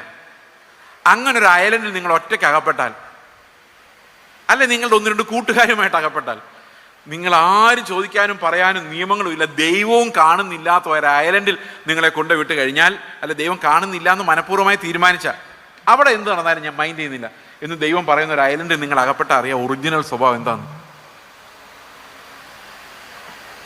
അപ്പോൾ എത്ര കൽപ്പന അനുസരിച്ചാലും, എത്ര വേഷം കെട്ടിയാലും, എത്ര മറ്റുള്ളവരുടെ മുമ്പിൽ അഭിനയിച്ചാലും ദൈവം നോക്കുന്നത് നമ്മുടെ ഹൃദയത്തിനകത്തേക്കായതുകൊണ്ട് നമ്മുടെ ഓരോ ചിന്തകളെയും ദൈവത്തിന് അറിയാം. അതുകൊണ്ട് ഒരു പ്രമാണത്തിന്റെ അനുസരണം കൊണ്ടും ഒരു മനുഷ്യൻ ദൈവത്തിന്റെ സന്നിധിയിൽ നീതിമാൻ എന്ന് വരുന്നില്ല. അവരുടെ സകല വായയും കർത്താവ് അടച്ചിരിക്കുന്നു എന്നാണ് ഈ വാക്യം നമ്മളോട് പറയുന്നത്. ന്യായപ്രമാണത്തിന്റെ പ്രവൃത്തികളാൽ ലോകത്തിൽ ഒരു ജഡവും നീതീകരിക്കപ്പെടുന്നില്ല. എന്നിട്ട് കർത്താവ് എന്ത് ചെയ്യുന്നറിയാം? കർത്താവ് ഒരൊറ്റ പണിയാണ് ചെയ്തത്, നമ്മുടെ അകം അങ്ങ് മാറ്റുമായിരുന്നു. ഈ മിഷണറിമാർ എങ്ങനെ ഉണ്ടാവുന്നെന്ന് കേട്ടോ. എങ്ങനെ മിഷണറി? നമ്മുടെ പിള്ളേർ മിഷണറിമാരായിട്ട് പോകണമെന്ന് ആഗ്രഹമുണ്ടോ? എവിടെ? ഞാനൊക്കെ ചെറുപ്പത്തിലെ കത്തോലിക്കരുടെ സ്കൂളിലാണ് ഞാൻ പഠിച്ചത്. ഈ കത്തോലിക്കരുടെ സ്കൂളിൽ പഠിക്കുമ്പോൾ ഒരു പ്രത്യേകതയുണ്ട്. ഞാൻ ഒരുവിധം പഠിക്കുന്ന ആളായിരുന്നു. എനിക്ക് എപ്പോഴും ഫസ്റ്റ് ഒക്കെ കിട്ടുമായിരുന്നു. അതുകൊണ്ട് ഈ കന്യാസ്ത്രീകൾ ഗിഫ്റ്റ് തരും. കന്യാസ്ത്രീകൾ ഗിഫ്റ്റ് തരുന്നത് എപ്പോഴും എല്ലാവർക്കും കൊടുക്കുന്ന ക്രിസ്മസ് കാർഡൊക്കെയാണ്. ക്രിസ്മസ് കാർഡ്, പഴയ ക്രിസ്മസ് കാർഡിൻ്റെ പിക്ചറൊക്കെ വെട്ടി അവർ കൊടുക്കുന്നത്. അവർ നല്ല കലാപരമായിട്ട് ചെയ്ത് ഗിഫ്റ്റ് എന്നൊക്കെ എഴുതി കൊടുക്കും. നല്ല രസം അതൊക്കെ വാങ്ങിക്കാൻ. എനിക്ക് തരുന്നത് എന്നാണെന്നറിയോ? എന്താണെന്നറിയാൻ മേല. ഞാൻ കത്തോലിക്കനല്ല എന്നവർക്ക് അറിയാവുന്നതുകൊണ്ടായിരിക്കും. ഞാൻ ഓർത്തഡോക്സുകാരനായിരുന്നു. കത്തോലിക്കനല്ലെന്ന് അറിയാവുന്നതുകൊണ്ടായിരിക്കും അവരെനിക്ക് തന്നുകൊണ്ടിരുന്ന മുഴുവൻ ഈ വിശുദ്ധന്മാരുടെ കഥാപുസ്തകങ്ങളാണ്. കൊച്ചുറാണിയുടെ, ഫ്രാൻസിസിൽ അസീസി, ഇങ്ങനെയുള്ള വിശുദ്ധന്മാരുടെ പുസ്തകങ്ങളാണ്. അതിന് 10-15 പേജേ കാണുള്ളൂ. കാർട്ടൂൺ പോലെ ആയിരിക്കും. എനിക്കത് കുറേ കിട്ടിയിട്ടുണ്ട് ആ സമയത്ത്. അപ്പോൾ ഈ വിശുദ്ധന്മാരുടെ കഥയെല്ലാം ഞാൻ വായിച്ചിട്ടുണ്ട്. ഇവരുടെ എല്ലാം കഥകൾ എനിക്കറിയാം ഒരുവിധം. സ്തെഫാനോസിൻ്റെ കഥ, മറ്റേ ഇവരുടെ സെബസ്റ്റ്യാനോസിൻ്റെ കഥ, സെൻറ്റ് ജോർജിൻ്റെ കഥ, ഇതെല്ലാം ഞാൻ വായിച്ചിട്ടുണ്ട് ചെറുപ്പത്തിൽ. പിന്നെ അത് കഴിഞ്ഞ് ഞാൻ ഓർത്തഡോക്സ് ചർച്ച വിഗ്രഹങ്ങളാണെന്ന് പറഞ്ഞുകൊണ്ട് ഞാൻ പെന്തക്കോസ്തി വരുന്നതിന് മുമ്പ് ഒരു 3-4 വർഷം CSIയിലായിരുന്നു. ഞാൻ തന്നെ പോയതാണ്. അവിടെ അവരുടെ സൺഡേ സ്കൂളിൽ പഠിപ്പിച്ചു. അപ്പോൾ അവിടെ പറയുന്ന മുഴുവൻ മിഷണറിമാരുടെ കഥകളാണ്.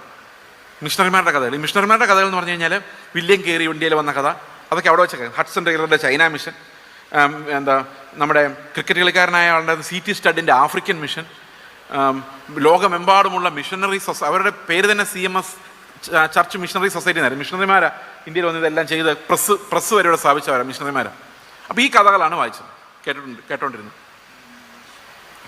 അപ്പോൾ അന്നത്തെ കാലത്ത് ഇംഗ്ലണ്ടിൽ അപ്പനന്മാർ പ്രാർത്ഥിക്കുമായിരുന്നു, 2 ആൺമക്കളുണ്ടെങ്കിൽ ഒരാൾ മിഷണറിയായും മറ്റേ ആൾ സോൾജിയറായിട്ട് പോകണമെന്നാണ് അവരുടെ ആഗ്രഹം. 2 പേരും തിരിച്ചു വരുമെന്ന് ഉറപ്പില്ല. 2 ആൺമക്കളുണ്ടെങ്കിൽ ആദ്യത്തെ ആളെ മിഷണറിയായിട്ട് വിടും, അച്ഛനാവാനോ മിഷണറി ആവാനോ വിടും. 2ാമത്തെ ആളെ സോൾജറായിട്ട് വിടും.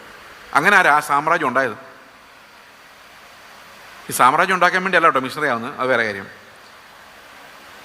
അപ്പോൾ ആ ഒരു ബാക്ക്ഗ്രൗണ്ട് ഞാൻ ഈ ചെറുപ്പത്തിലെ പഠിച്ച് നമ്മുടെ ഈ കൂട്ടത്തിലേക്ക് വന്നു കഴിഞ്ഞപ്പോൾ എന്ത് സംഭവിച്ചെന്ന് അറിയോ? ഇവിടുത്തെ പ്രസംഗം എല്ലാം നേരെ ഓപ്പോസിറ്റായിട്ട് എനിക്ക് തോന്നിയത്. ഇവിടെ വന്ന് ഞാൻ ആദ്യം ചർച്ചിൽ പോയിരിക്കുമ്പം അവിടെ ഒരു പ്രവാചകൻ വന്ന് പറഞ്ഞു, നിന്നെ നിന്ദിച്ചവരുടെ ഇടയിൽ മാനിക്കുന്ന. അപ്പം ഞാൻ ആലോചിച്ചു, കർത്താവിൻ്റെ നിന്ദ ചുമക്കാൻ വേണ്ടി ഇറങ്ങിപ്പോകേണ്ട എന്നെ തിരിച്ച് പിന്നെയും ഈ ലോകത്തിൻ്റെ മാനത്തിൻ്റെ കൂട്ടിനകത്ത് ഇടാൻ പോവുകയാണോ? അപ്പം ഞാൻ അവരോട് ചോദിച്ചു, പെന്തക്കോസ്റ്റിലെ ഹീറോസ് ആരൊക്കെയാണ്? വലിയ ആൾക്കാർ ആരൊക്കെയാണ്? കത്തോലിക്കർ ചോദിച്ചു കഴിഞ്ഞാൽ ഒരു സെബസ്ത്യാനോസിൻ്റെ സെൻറ്റ് ജോർജിൻ്റെ കഥ പറയും. നമ്മൾ ചോദിച്ചാൽ ആരുടെ കാര്യം പറഞ്ഞത്? ബെന്നി ഹിൻ, എല്ലാം ഭയങ്കര മുതലാളിമാരാണ്. ഈ മിഷനിൽ ഇറങ്ങുന്നവരും ശുശ്രൂഷ ഇറങ്ങുന്നവരിൽ അവരെ പോലെ ആകാൻ ഇറങ്ങുന്നത്. നമ്മുടെ ശുശ്രൂഷകരെ നോക്കി കഴിഞ്ഞാൽ എല്ലാം ഭയങ്കര മുതലാളിമാരായി മാറി അവസാനിക്കുന്ന നമ്മൾ കാണുന്നത്. അത് പാസ്റ്റർമാരായാലും ലീഡർമാരായാലും, പാസ്റ്റർമാരായിട്ടല്ല, ജോലി ചെയ്തിട്ടല്ല, പാസ്റ്റർമാരായി തന്നെ ശുശ്രൂഷകരായി വളർന്ന് മുതലാളിമാരായി വലിയ വീടുകൾ വെച്ച് അങ്ങനെ സെറ്റിലാവുന്ന നമ്മൾ കാണുന്നത്. അപ്പോൾ ഈ വരുന്ന പിള്ളേരുടെ ആഗ്രഹം എന്താ? അവനേക്കാൾ വലിയ വീട് വെക്കുന്ന എൻ്റെ ഗുരു ഒരു കൈ വീശിയപ്പോൾ 1000 വീണെങ്കിൽ ഞാനത് ഞൊടിക്കുമ്പോൾ 10,000 വീഴുന്ന മിഷണറി ആവണമെന്ന് അവൻ്റെ ആഗ്രഹം. യഥാ ഗുരു തഥാ ശിഷ്യ. യഥാർത്ഥത്തിൽ യഥാ പിതാ തഥോ പുത്ര എന്നാണ് യഥാർത്ഥത്തിൽ. പക്ഷെ നമ്മളിതൊരു അഡ്ജസ്റ്റ്മെൻറ്റ് ചെയ്ത് ഇങ്ങനെ ആക്കിയത്. അപ്പോൾ എങ്ങനെയാണ് ഒരു മിഷണറി ഉണ്ടാകുന്നത്? ഇതെല്ലാം ലോകത്തിലേക്ക് സെറ്റിലാകുന്ന കാഴ്ചകളാണ് നമ്മൾ കാണുന്നത്. ഒരു മിഷണറി നമ്മുടെ സഭയിൽ നിന്ന് ഉണ്ടാകുമെങ്കിൽ എങ്ങനെ ഉണ്ടാകും? സ്വപ്നങ്ങളില്ലാത്ത, ലോകത്തിൽ ഒരു സ്വപ്നവും ഇല്ലാത്തൊരു മിഷണറി ഉണ്ടാകുമോ? വേണ്ട. ലോകത്തിൽ ഒരു സ്വപ്നവും ഇല്ലാത്ത, ഒരു വീട് വെച്ച് താമസിക്കണം, സെറ്റിൽ ആവണം എന്ന് ആഗ്രഹമില്ലാത്തൊരു പാസ്റ്റർ ഉണ്ടാവുമോ? പൗലോസ് പറഞ്ഞ പോലെ പാനീയാഗമായി ഞാൻ അർപ്പിക്കപ്പെടുന്നു എന്ന് പറയാൻ പറ്റുന്ന ശുശ്രൂഷകരുണ്ടാകുമോ? നമ്മുടെ സഭയിൽ ഉണ്ടാകുമോ?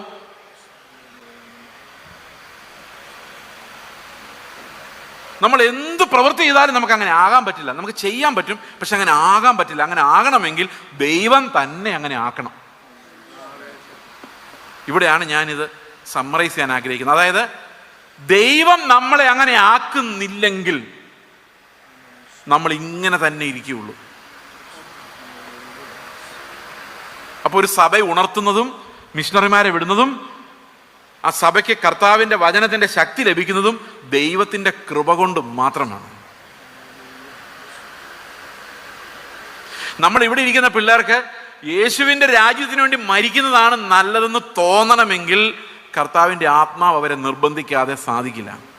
അത് 2 കൊരിന്ത്യർ ലേഖനം 5:14 പറയുന്നത്, ക്രിസ്തുവിൻ്റെ സ്നേഹം ഞങ്ങളെ നിർബന്ധിക്കുന്നു. ഒരുവൻ എല്ലാവർക്കും വേണ്ടി മരിച്ചിരിക്കെ എല്ലാവരും മരിച്ചു, ഞങ്ങൾ ഓൾറെഡി മരിച്ചവരാണ്, ഇനി ഒരു മരണമില്ല, ഇനി കർത്താവിൻ്റെ അടുത്തേക്ക് ഞങ്ങൾ പോവുകയുള്ളൂ എന്ന ഫെയ്ത്താണ് ഈ ധൈര്യം നമുക്ക് നൽകുന്നത്. അപ്പോൾ നമ്മുടെ സഭയിൽ മിഷണന്മാർ ഉണ്ടാകണമെന്ന് ചോദിച്ചു കഴിഞ്ഞാൽ നമ്മുടെ സ്റ്റാൻഡേർഡ് മറുപടി ഉണ്ടാവണം ബ്രദറെ. എൻ്റെ മക്കൾ എവിടെയെങ്കിലും സെറ്റിലായി കണ്ടാൽ മതിയായിരുന്നു.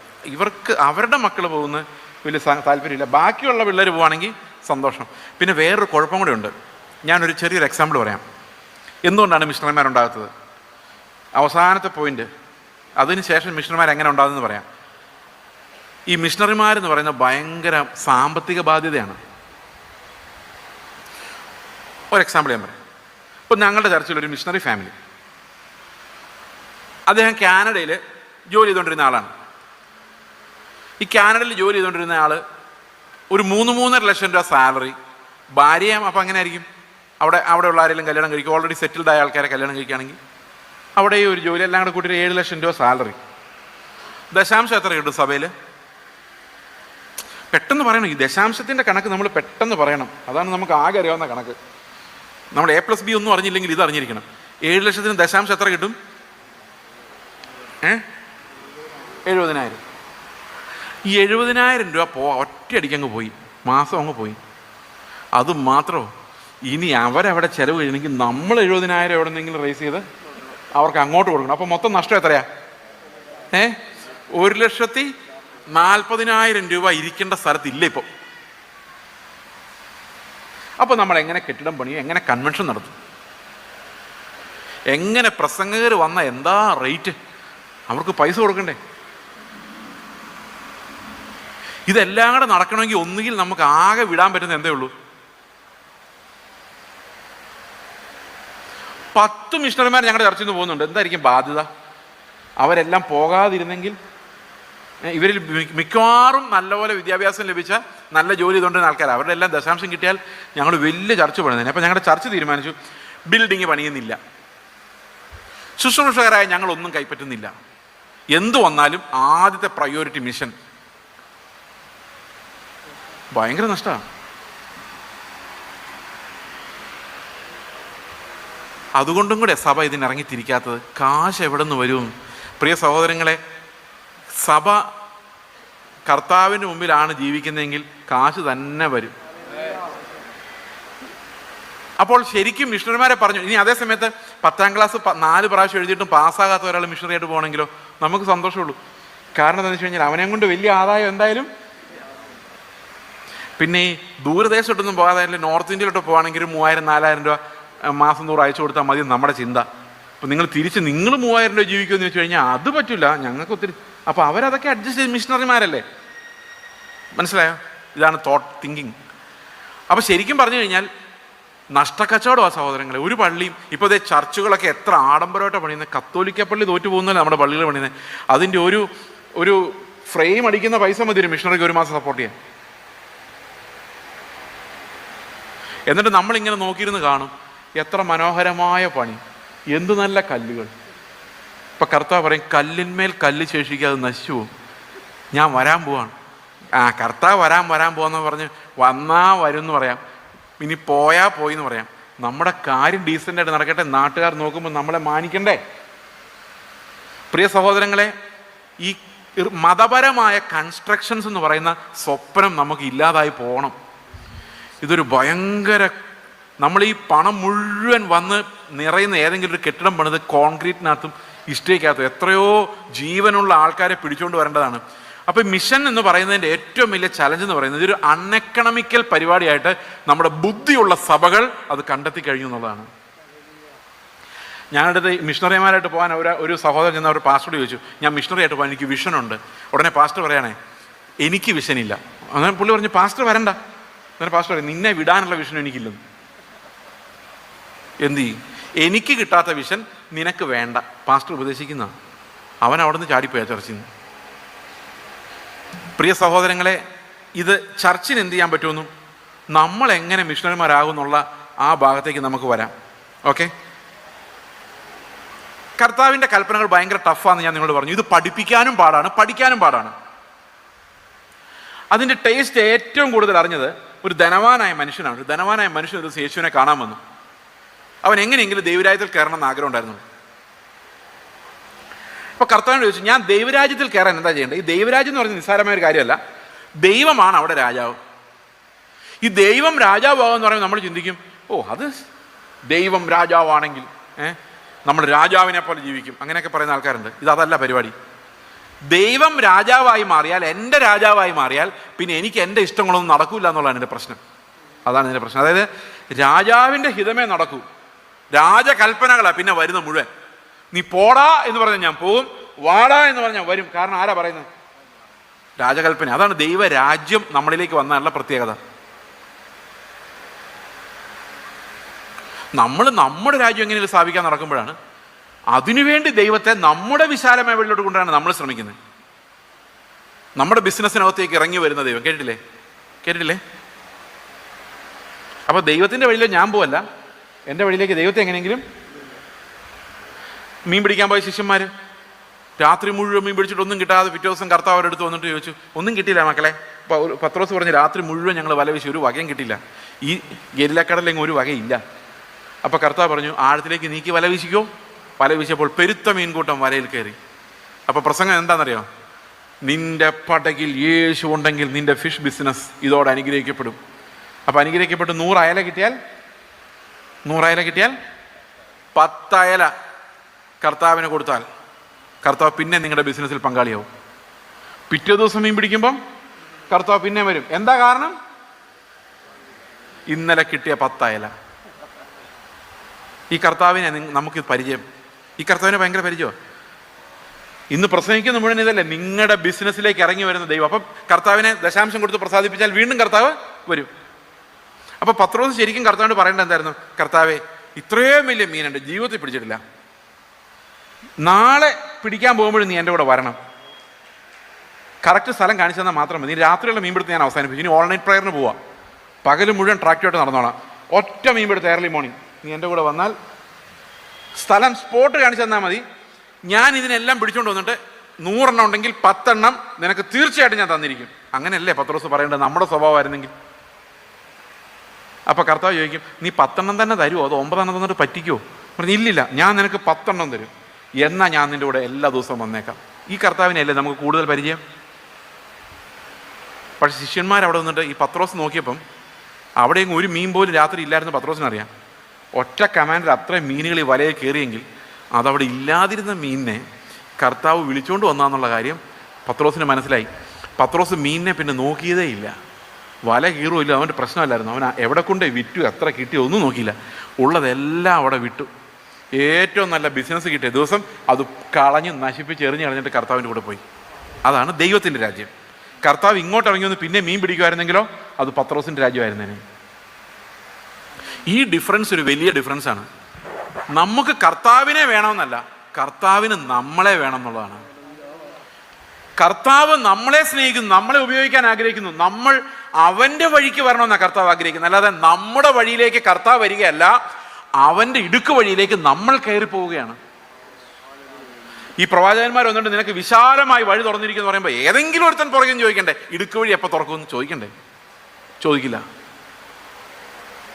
പ്രിയ സഹോദരങ്ങളെ, വലിയ വഞ്ചനയിലാണ് നമ്മുടെ വിശ്വാസ ലോകം അകപ്പെട്ടിരിക്കുന്നത്. യഥാർത്ഥ ക്രിസ്തുവിനെ അല്ലാത്തൊരു ക്രിസ്തുവിനെ ഇവിടെ പ്രസിദ്ധമാക്കിക്കൊണ്ടിരിക്കുന്നു. ഈ തുള്ളലും ബഹളവും, ഇവിടെ ബാംഗ്ലൂർ ഉണർവ്, അവിടെ ഉണർവ്, ഇത് കഴിയുമ്പോൾ ഇവർക്ക് യേശു ക്രിസ്തു എന്നൊരു വാക്ക് പോലും പറയാൻ പറ്റത്തില്ല. കഴിഞ്ഞ ദിവസം കേരളത്തിൻ്റെ ഒരു പ്രശസ്തനായ പ്രസംഗം പറഞ്ഞാണ്, ഈ വചനം അധികം പറയുന്നവരെയൊന്നും വിളിപ്പിക്കരുത്, പിന്നെ ആരാധന വെളിപ്പെടൂലെന്ന്. അപ്പോൾ അത് എന്ത് ആരാധനയായിരിക്കും അത്? ക്രിസ്തുവിൻ്റെ വചനം കേൾക്കുമ്പം ആരാധിക്കാൻ പറ്റാതെ തളർന്നു പോകുന്നുണ്ടെങ്കിൽ അത് ഏത് ആത്മാവായിരിക്കും? ഇന്ന് കത്തുന്ന അന്യാഗ്നി, ക്രിസ്തുവില്ലാത്ത വ്യാപാരങ്ങൾ, ക്രിസ്തുവില്ലാത്ത നമ്മൾ രാജാക്കന്മാരായി മാറുന്ന ആത്മീകത, ഇതെല്ലാം നമ്മൾ അകപ്പെട്ടിരിക്കുന്ന വഞ്ചനയാണെന്ന് നമ്മൾ മനസ്സിലാക്കിയിരിക്കണം.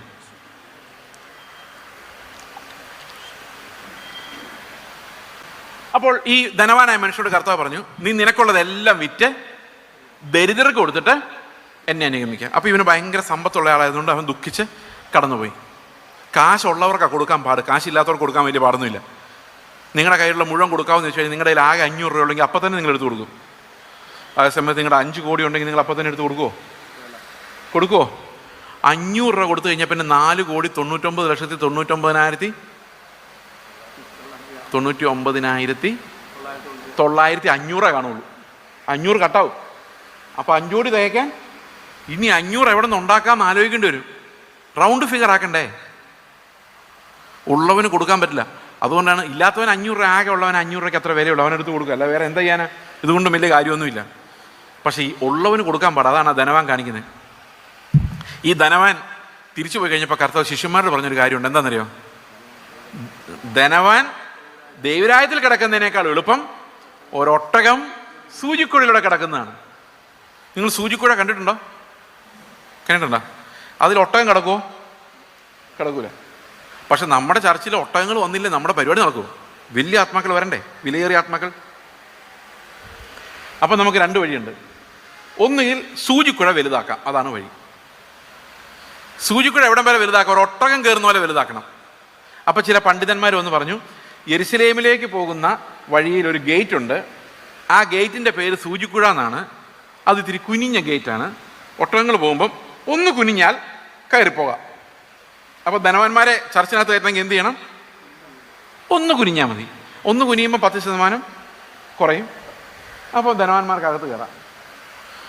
പക്ഷെ കർത്താവ് പറഞ്ഞ സൂചിക്കുഴ അതല്ല, നമ്മൾ തയ്ക്കുന്ന സൂചി തന്നെയാണ്. ഈ തയ്ക്കുന്ന സൂചി ഉണ്ടല്ലോ, നമ്മുടെ കയ്യിരിക്കുന്ന കുഞ്ഞു സൂചി, അതിനകത്തോടെ ഒരു ഒട്ടകം കയറുന്ന കാര്യം തന്നെയാണ് കർത്താവ് പറഞ്ഞത്. അത് എനിക്കെങ്ങനെ അറിയാമെന്നല്ലേ? അടുത്ത വാക്യത്തിൽ ശിഷ്യന്മാർ ഇത് കേട്ട് പേടിച്ചു പോകുന്നുണ്ട്. ശിഷ്യന്മാർ ചകിതരായി എന്നാണ് അത് ഹിന്ദിയിൽ എഴുതിയിരിക്കുന്നത്. ഓ ചകിത് ഹോകെ, അത് ആശ്ചര്യം, ഞെട്ടലോടെ ഉണ്ടാകുന്ന ഒരു ആശ്ചര്യം ഉണ്ടല്ലോ. അപ്പം ഇവർ പറയാണ്, ഉയ്യോ സൂചിക്കുഴയോ? അടുത്ത വാക്യം എന്താ? ശിഷ്യന്മാർ അത് കേട്ട് ആശ്ചര്യപ്പെട്ടു. അപ്പോൾ ആ കുനിഞ്ഞു പോകുന്ന കാര്യമാണെങ്കിൽ ഇത്ര ആശ്ചര്യപ്പെടേണ്ട കാര്യമുണ്ടോ? കുനിഞ്ഞു പോകുന്ന കാര്യമാണെങ്കിൽ ആശ്ചര്യപ്പെട്ടു, ഞെട്ടേണ്ട കാര്യമുണ്ടോ? എന്നിട്ട് അടുത്ത ചോദ്യം എന്നറിയോ? ശിഷ്യന്മാരെന്താ ചോദിച്ചേ? അങ്ങനെയെങ്കിൽ രക്ഷിക്കപ്പെടുവാൻ ആർക്ക് കഴിയുമെന്ന് ചോദിച്ചത്. അപ്പോൾ സൂചിക്കുഴ പോലൊരു കുഞ്ഞു വഴിയുമായിട്ട് വന്നാൽ രക്ഷിക്കപ്പെടാൻ ഒട്ടകം പോകില്ല എന്നുള്ള കാര്യം നമുക്ക് എല്ലാവർക്കും അറിയാം. പക്ഷെ ഒരു പൂച്ച പോലും പോകില്ല. ധനവാൻ ഒട്ടകമാണെങ്കിൽ ഞാൻ അറ്റ്ലീസ്റ്റ് ഒരു പൂച്ചയെങ്കിലും ആണല്ലോ, അല്ലെങ്കിൽ ഒരു പാറ്റയെങ്കിലും ആണല്ലോ, അല്ലെങ്കിൽ ഉറുമ്പെങ്കിലും ആണല്ലോ, അല്ലെങ്കിൽ കൊതുകെങ്കിലും ആണല്ലോ. ഇതൊന്നും കിടക്കൂല. അതെങ്ങനെ മനസ്സിലായത് അത് അങ്ങനെയാന്ന്? അടുത്ത വാക്യത്തിൽ കർത്താവ് പറയുന്നു, അത് മനുഷ്യരാൽ അസാധ്യം. ഏത് അസാധ്യം? ഈ ദൈവരാജ്യത്തിൽ കിടക്കുക എന്ന് പറയുന്നു, കർത്താവിൻ്റെ പ്രമാണങ്ങൾ അനുസരിക്കുക എന്ന് പറയുന്നു, യേശു ക്രിസ്തുവിൻ്റെ കൽപ്പനകൾ അനുസരിക്കുക എന്ന് പറയുന്നു, മനുഷ്യരാൽ അസാധ്യം. അവിടെ നിൽക്കരുത്. അടുത്ത വാക്യം പറയാണ്, ദൈവത്താൽ സകലതും സാധ്യം. അപ്പോൾ ഒരു മിഷണറി ഉണ്ടാകണമെങ്കിലും, നമ്മൾ ദൈവത്തിൻ്റെ ഏതെങ്കിലും ഒരു കൽപ്പന അനുസരിക്കണമെങ്കിലും അത് ദൈവത്താൽ മാത്രമേ സാധിക്കുകയുള്ളൂ. അതാണ് നമ്മൾ റോമാലേഖനത്തിൽ വായിച്ചത്. ഇതെല്ലാം ഒന്ന് തന്നെയാണ്. റോമാലേഖനം പറയുന്നത് അവൻ നമ്മുടെ ഹൃദയങ്ങളെ മാറ്റുന്ന ഒരു നീതി, ന്യായപ്രമാണത്തിലൂടെ അല്ലാത്ത ഒരു നീതി നമുക്ക് കാണിച്ചു തന്നു എന്നാണ്. ഇതാണ് ബൈബിളിൻ്റെ ഏറ്റവും വലിയ സന്ദേശം. ഞാനൊരു നല്ല പ്രസംഗം ഉണ്ടാക്കിക്കൊണ്ട് വന്നതല്ല കേട്ടോ. ബൈബിൾ ഇതാന്ന് പറയാൻ വേണ്ടി വന്ന, ഇതാണ് ബൈബിൾ, ഇതാണ് വേദോസം നമ്മളെ പഠിപ്പിക്കുന്നത്. ഇനി ഇതിൻ്റെ ഉത്തരം എങ്ങനെയാണ്? നമുക്ക് സൂചിക്കുഴക്കട കിടക്കണോ വേണ്ടയോ? പറ, കിടക്കണോ വേണ്ടയോ? കിടക്കണം. ഒട്ടകം കിടക്കൂല, അംബാനി അദാനി ഒന്നും കിടക്കൂല. നമ്മൾ കിടക്കുവോ? കിടക്കൂല. കാരണം അവർ ആ ഒട്ടകമാണെങ്കിൽ നമ്മൾ ഒരു ഈച്ചയെങ്കിലുമാണ്. ഒരു ഈച്ച പോലും ഇതിനകത്ത് കിടക്കൂല. അപ്പം പിന്നെ എന്ത് ചെയ്യും? നിക്കോദോമസിന്റെ കർത്താവ് പറയാണ്, നീ വീണ്ടും ജനിക്കാതെ ദൈവരാജ്യത്തിൽ കിടക്കുക. അതും കൂടെ കൂട്ടിയിട്ട് ഒന്ന് ചിന്തിച്ച് നോക്കിയേ. ഒട്ടകം സൂചിക്കുഴയുടെ കിടക്കണമെങ്കിൽ വീണ്ടും ജനിക്കണം. എങ്ങനെ വീണ്ടും ജനിക്കണം? വീണ്ടും ഒരു നല്ല ഒട്ടകമായിട്ട് ഇന്നോട് ജനിച്ചാൽ സൂചിക്കുഴക്കട കയറുവോ? ഇനി ഞാൻ ദൈവരാജ്യത്തിൽ കിടക്കണമെങ്കിൽ ഞാൻ ഒന്നും കൂടെ ജനിക്കണം. കുറച്ചും കൂടെ ഡീസൻ്റ് ആയ ഞാനായിട്ട് ഒന്നും കൂടെ ജനിച്ചാൽ മതിയോ? പല ആൾക്കാർ അങ്ങനെ ചിന്തിച്ചിട്ടുണ്ടാവും. ഒരു ചാൻസ് കൂടെ കിട്ടുമായിരുന്നെങ്കിൽ, ചെറുപ്പം തൊട്ട് ജീവിക്കാൻ ഒരു ചാൻസ് കൂടെ കിട്ടുമായിരുന്നെങ്കിൽ. ഞാൻ നല്ലപോലെ LKG പോയി പഠിച്ചേനെ, നല്ലപോലെ 10th ക്ലാസ്സിൽ പാസ്സായേനെ, നല്ലൊരു ജോലി സംഘടിപ്പിച്ചേനെ, കുറച്ചുകൂടി നല്ലൊരു കല്യാണമെങ്കിലും കഴിച്ചേനെ, ഒരു ചാൻസ് കൂടെ കിട്ടുമായിരുന്നേ. പക്ഷെ അങ്ങനൊരു ചാൻസ് ഇനി കിട്ടത്തില്ല. കിട്ടിയത് അനുഭവിക്കാമെന്ന് മാത്രമേ ഉള്ളൂ. പക്ഷെ ഇവിടെ വേറൊരു ചാൻസ് ഉണ്ട്. ദൈവരാജ്യത്തിൽ പോകാൻ നമുക്ക് വീണ്ടും ജനിക്കാം. പക്ഷെ വീണ്ടും ജനിച്ചാൽ ഒരു കാര്യമുണ്ട്, സൂചിക്കുഴക്കൂടെ കയറുന്ന രീതിയിൽ വേണം വീണ്ടും ജനിക്കാൻ.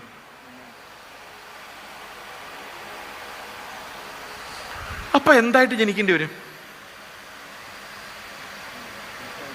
നൂലായിട്ടാ? എൻ്റെ ദൈവമേ, നൂല് നമ്മൾ കടത്താൻ വിടുന്ന പാട്. അത് തന്നെ കടന്നു പോവോ? ഇത് തന്നെ കിടക്കണം. അപ്പം അങ്ങനെ വീണ്ടും ജനിക്കണം. അപ്പം ഇതുവരെ ഉണ്ടായിരുന്ന സ്ട്രക്ചറും ഷേപ്പും കൊതിയും മോഹങ്ങളും ലോകത്തെക്കുറിച്ചുള്ള സങ്കല്പങ്ങളും എല്ലാം പൊളിഞ്ഞ് നശിച്ച് നമ്മൾ അതിനകത്തോടെ കയറി പോകുന്ന പോലെ ആണ്. അതെങ്ങനെയാകും? എങ്ങനെയാകും? ആഗ്രഹമുണ്ടോ അങ്ങനെ ആകണമെന്ന്? ആ അത്ഭുതമായി ബൈബിൾ മുഴുവൻ പറഞ്ഞേക്കുന്നത്. നിങ്ങൾക്ക് ഇതുവല്ല അറിയാമായിരുന്നോ? 7-ാം വാക്യം വായിച്ച്, 3:7, യോഹന്നാൻ 3:7. യോഹന്നാൻ 3:7 നിക്കോദമോസിനോടുള്ള കോൺവെർസേഷൻ കേൾക്കുമ്പോഴേ യോഹന്നാൻ 3 എടുക്കണം. വായിച്ചേ, വായിച്ചോ. നിങ്ങൾ പുതുതായി ജനിക്കണമെന്ന് ഞാൻ നിന്നോട് പറയുകയിൽ ആശ്ചര്യപ്പെടരുത്. കാറ്റ് ഇഷ്ടമുള്ളവരോട് തൂതുന്നു, അതിന്റെ ശബ്ദം നീ കേൾക്കുന്നുവെങ്കിലും അത് എവിടെ നിന്ന് വരുന്നുവെന്നും എവിടേക്ക് പോകുന്നുവെന്നും അറിയുന്നില്ല. ആത്മാവിനാൽ ജനിച്ചവനെല്ലാം അതുപോലെ ആകുന്നു എന്ന് ഉത്തരം പറഞ്ഞു. അതുപോലെയാകും. ആരെ പോലെയാകും? വായു പോലെയാകും, കാറ്റ് പോലെയാകും. അപ്പൊ നമ്മൾ സൂചിക്കുഴയുടെ കയറണമെങ്കിൽ നമുക്ക് എന്തിന്റെ സ്വഭാവം വേണം? കാറ്റിന്റെ സ്വഭാവം വേണം. എവിടെ നിന്ന് വന്നാലും കുഴപ്പമില്ല, എങ്ങോട്ട് പോയാലും കുഴപ്പമില്ലാത്ത രീതിയിലാകണം.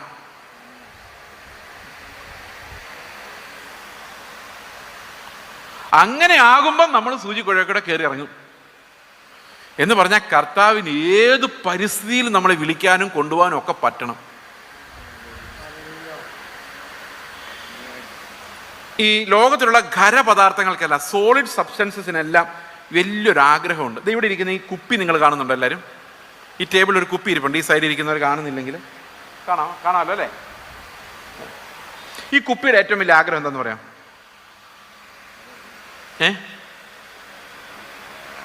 ഈ കുപ്പിയുടെ ഏറ്റവും വലിയ ആഗ്രഹം, ഇനി ഇവിടുന്ന് താഴെ വീഴാം, നല്ലൊരു കാറ്റടിക്കും, ആരെങ്കിലും തട്ടു ചെയ്ത് കഴിഞ്ഞാൽ താഴെ വീഴാം. അപ്പം അത്ര സ്റ്റെബിലിറ്റി അതിനുള്ളൂ. ഓക്കെ, ഇതിനെവിടെയെങ്കിലും താഴെ വീഴണം, അപ്പോൾ ഉരുണ്ടു പോകും, അപ്പോഴും സ്റ്റെബിലിറ്റി ഇല്ല. അപ്പോൾ ഈ കുപ്പിയുടെ ഏറ്റവും വലിയ ആഗ്രഹം എന്തായിരിക്കും? ഇനി ഉരുളാത്ത, ഇനി തട്ടിമറിക്കാൻ പറ്റാത്ത ഒരു സ്ഥലത്ത് പോയി സെറ്റിലാവണം. അതല്ലേ ആഗ്രഹം? കുപ്പിയുടെ ആഗ്രഹം ആണോ അല്ലയോ? നിങ്ങൾക്ക് എന്തോ ഞാൻ പറയുന്നത് മനസ്സിലായി വരുന്നുണ്ടെന്ന് തോന്നുന്നു, അത് ചിരിക്കുന്നതാണ്. ഇത് സോളിഡ്, ഈ കുപ്പി ഒരു സോളിഡ് സബ്സ്റ്റൻസാണ്, കല്ല് പോലെ. ഇത് സോളിഡാ, അകത്തുള്ള ലിക്വിഡ് നിങ്ങൾ ഓർക്കണ്ട, ഈ കുപ്പിയുടെ കാര്യം ഞാൻ പറഞ്ഞു. അപ്പോൾ നമ്മുടെ ഹൃദയം കല്ല് പോലാണെങ്കിൽ, നമ്മുടെ സ്വഭാവം കല്ല് പോലാണെങ്കിൽ, നമ്മുടെ ഏറ്റവും വലിയ ആഗ്രഹം എന്തായിരിക്കും? ഇനി ഉരുളാതെ, ഇനി എവിടെയെങ്കിലും മറിഞ്ഞു വീഴാതെ, ഒരു വാടക വീട്ടിൽ നിന്ന് അടുത്ത വാടക വീട്ടിലോട്ട് ഓടേണ്ടി വരാതെ എവിടെയെങ്കിലും ഒന്ന് സെറ്റിലാവണം. നിങ്ങളുടെ വീട്ടിൽ പോയി രഹസ്യമായിട്ട്, ഞാൻ ഇതിനേക്കാളൊക്കെ വലിയ പ്രവാചകനാണ് നിങ്ങൾ ചിലപ്പോൾ ചിന്തിക്കുമായിരിക്കും. അങ്ങനെ ചിന്തിച്ചാലും കുഴപ്പമില്ല. നിങ്ങൾ വീട്ടിൽ പോയിട്ട് നിങ്ങളുടെ ആ പ്രാർത്ഥന ലിസ്റ്റ് ഒന്ന് എടുത്ത് നോക്കി, മുഴുവൻ സെറ്റിൽമെൻറ്റിന് വേണ്ടിയുള്ള പ്രാർത്ഥനകളായിരിക്കും 90%. കർത്താവെ, മക്കളുടെ കാര്യം സെറ്റിലാക്കി തരണേ, ഞങ്ങളെ സെറ്റിലാക്കി തരണേ, ഞങ്ങൾക്ക് ഇതുവരെ ഒരു വീടില്ല, വീട് കിട്ടിയവർക്ക് പോലും ഇനി സെറ്റിൽമെൻറ്റ് വേറെ എന്ത് രീതിയിൽ സെറ്റിലാകാമോ, പത്രം വാങ്ങിക്കാൻ പോലും അല്ലെങ്കിൽ പച്ചക്കറി മേടിക്കാൻ പോലും വെളിയിറങ്ങേണ്ടി വരരുത്. Completely settled and locked. അത് ആമസോൺകാർ കൊണ്ടു തരുവാണെങ്കിൽ അത്ര സന്തോഷം. അവർ വെച്ചും കൂടെ തരുവാണെങ്കിൽ ഞാൻ ആ കട്ടിൽ ഇരുന്നോണ്ട്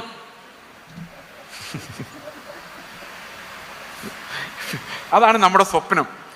ശുശ്രൂഷിക്കാൻ പരിപാലകർ, പരിചാരകര്, പിള്ളേരെല്ലാം ഇഷ്ടംപോലെ കാശുമായിട്ട് സെറ്റിൽ. ഇത് നമ്മുടെ ഉള്ളിൽ കിടക്കുന്ന കൊതിയത്. എല്ലാവരും വെളി പറയത്തില്ല, ഞാനിപ്പോൾ വെളി പറഞ്ഞതേ ഉള്ളൂ. അങ്ങനെ അവസാനം പിള്ളേരെല്ലാം എവിടെയെങ്കിലും കിട്ടും, അവരൊക്കെ ഇഷ്ടംപോലെ കാശുണ്ടാക്കുന്നു. ഞാനിതാ പുതുതായി പണിത ആ നാട്ടിലെ ഏറ്റവും നല്ല വീട്, അതിൻ്റെ ഫ്രണ്ടിലെ ചാരുകസേരയിൽ കിടന്ന് മനോരമ വായിക്കുന്നു. ഇത്രയും മനോഹരമായ സെറ്റിൽമെൻറ്റ് എവിടെയുണ്ട്? മനോരമയിൽ കിടന്നുകൊണ്ട് നിര്യാതരായി കോളം നോക്കുന്നു, എവിടെയെല്ലാം ആരെല്ലാം മരിച്ചു, എൻ്റെ അവസ്ഥ എന്താണെന്ന് ചിന്തിക്കുന്നില്ല. അവിടെ ശവടക്കിന് പോയി, ഇവിടെ ശവടക്കിന് പോയി, ഇങ്ങനെ കാലം കഴിക്കുന്നു. എങ്ങനെയുണ്ട് സെറ്റിൽമെൻറ്റ്? Good idea? കല്ലുപോലെ.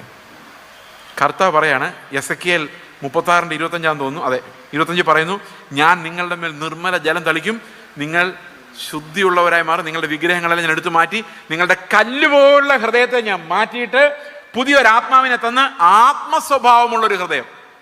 ഈ ആത്മാവ് എന്നുള്ള വാക്ക് ഗ്രീക്കിൽ ന്യൂമാന്നാണ്. ന്യൂമ എന്ന് പറഞ്ഞാൽ കാറ്റുന്ന തന്നെ അർത്ഥം. ശരിക്കും പരിശുദ്ധാത്മാവിനെ കുറിച്ച് പറയാൻ വേണ്ടി, ആത്മാവിനെ കുറിച്ച് പറയാൻ വേണ്ടി ഈ ശിഷ്യന്മാരെടുത്ത ശബ്ദം കാറ്റ് എന്നുള്ളതിന്റെ ഗ്രീക്ക് തന്നെയാണ്.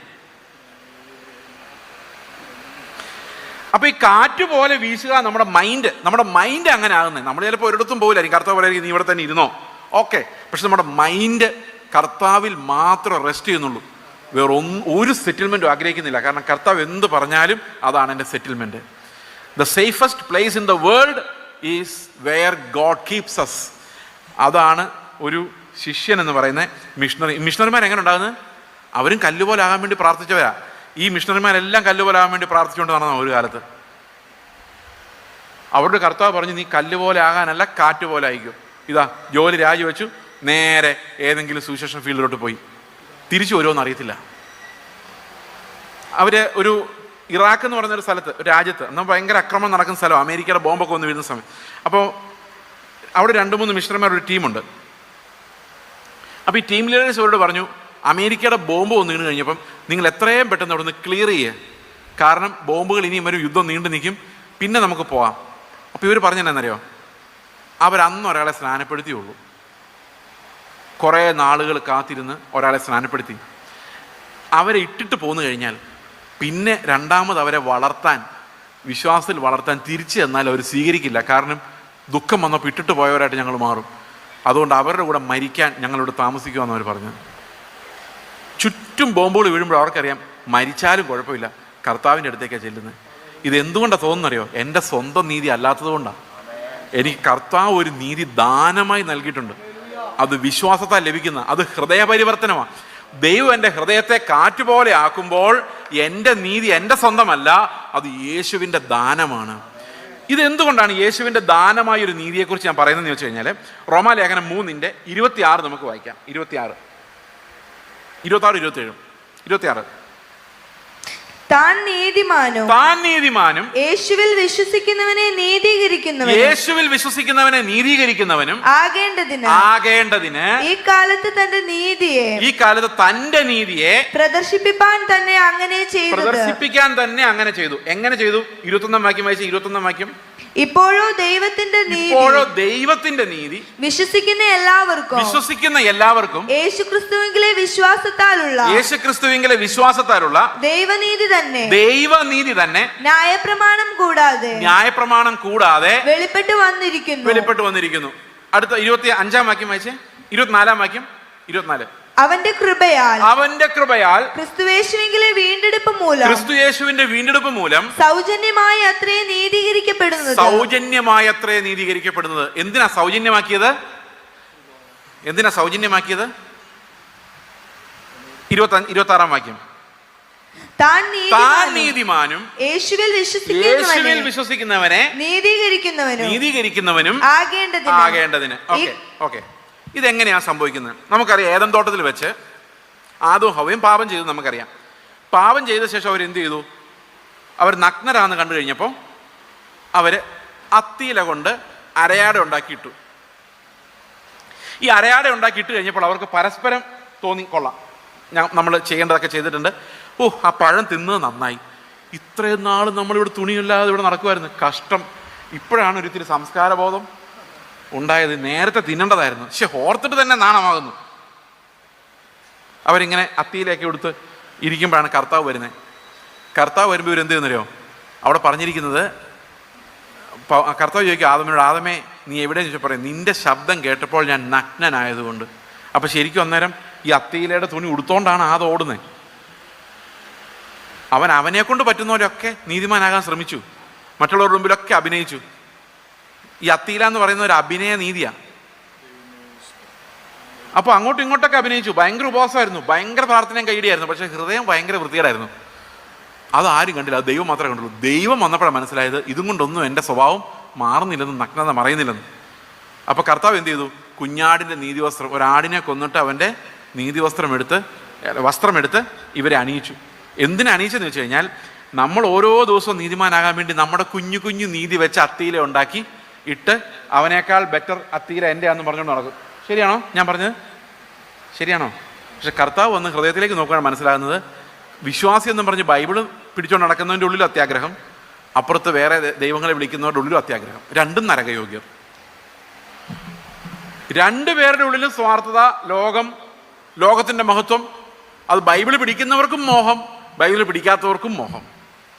രണ്ടുപേരുടെയും വീട്ടിൽ അമ്മായിമ്മയും മരുമോളും വഴക്ക്, രണ്ടുപേരുടെയും വീട്ടിൽ ഒരുപോലെ. പക്ഷെ ഒരാളുടെ കയ്യിൽ ബൈബിളുണ്ട്, മറ്റേയാളുടെ കയ്യിൽ ബൈബിളില്ല. കർത്താവ് നീതിമാനായതുകൊണ്ട് രണ്ടു കൂട്ടരും നരകത്തിൽ പോകും. എങ്ങനെയുണ്ട് ഐഡിയ? അപ്പോൾ ദൈവം നോക്കുമ്പോൾ ഒറ്റ നീതിമാൻ പോലും ഇല്ല. എന്നിട്ട് കർത്താവ്, അപ്പോൾ ഈ ആദമിനോടും ഹവ്വയോടും കർത്താവ് അവസാനം ചോദിക്കുന്നുണ്ട്, ആദം നീ എന്തിനാ ഈ പഴം തിന്നെന്ന് ചോദിക്കുമ്പോൾ, നീ എന്തിനാ അത് തിന്നെന്ന് ചോദിച്ചപ്പം ആദം എന്താ പറഞ്ഞേ? അയ്യോ കർത്താവെ, ഞാൻ തിന്നുപോയി, സോറി, ഇനി മേലെ തിന്നില്ല, ഇനി ഒരു ചാൻസും കൂടെ തരണമെന്ന് പറഞ്ഞില്ല. എന്താ പറഞ്ഞു? നിന്റെ കുഴപ്പം തന്നെയാണ്. ഞാൻ ഉറങ്ങിക്കിടന്നപ്പോൾ ഇങ്ങനൊരു ഭാര്യ നീയല്ലേ തന്നത്? ഞാൻ ചോദിച്ചോ ഇത്ര നീളമുള്ള, ഇത്ര മുടിയുള്ള, ഇത്ര വിദ്യാഭ്യാസമുള്ള ഒരു ഭാര്യ എനിക്ക് വേണം? ഞാൻ പറഞ്ഞില്ലല്ലോ. ഇന്നത്തെ പിള്ളേരെ പോലെ ഞാൻ കിടന്ന് ഉറങ്ങിയപ്പോൾ നീ എനിക്ക് തന്ന ഭാര്യ, അപ്പം നീയല്ലേ ഉത്തരവാദി. ഹവ്വയോട് ചോദിച്ചപ്പോൾ ഹവ്വ പെന്തക്കോസ്തുകാരിയായിരുന്നുകൊണ്ട് ഹവ്വ പറഞ്ഞു എല്ലാം സാത്താൻ്റെ കളിയാന്ന് പറഞ്ഞു. ഇവർ രണ്ടുപേരും സ്വയമേ കുറ്റം ഏറ്റെടുത്തില്ല. ഒരാൾ ദൈവത്തെയും മറ്റേ സാത്താനെയും കുറ്റം പറഞ്ഞ് രക്ഷപ്പെട്ടു. നിങ്ങൾ ആലോചിച്ച് നോക്കി, ഇതാണ്. അപ്പം നീതിമാനാണെന്ന് ആര് തീരുമാനിക്കും? നീതിമാനാണെന്ന് ആര് നീതിമാനെന്ന് ആര് തീരുമാനിക്കും? അവനവൻ തീരുമാനിക്കും. നിങ്ങളുടെ സഭയിലെ നീതിമാൻ ആരാന്ന് ആര് തീരുമാനിക്കും? പാസ്റ്റർ തീരുമാനിക്കും. ആ ന്യൂ ജനറേഷനിൽ. എന്നാൽ പഴയ ജനറേഷനിൽ പാസ്റ്റർ നീതിമാനാണോ എന്ന് വരെ തീരുമാനിക്കുന്ന അവിടുത്തെ കമ്മിറ്റിക്കാരായിരിക്കും. ശരിയല്ലേ? നമ്മുടെ ചർച്ചിൽ എത്ര നീതിമാന്മാരുണ്ട്, എത്ര കൊള്ളില്ലാത്തവരുണ്ടെന്ന് കണക്ക് നിങ്ങളുടെ മനസ്സിലില്ലേ? ഇല്ലേ?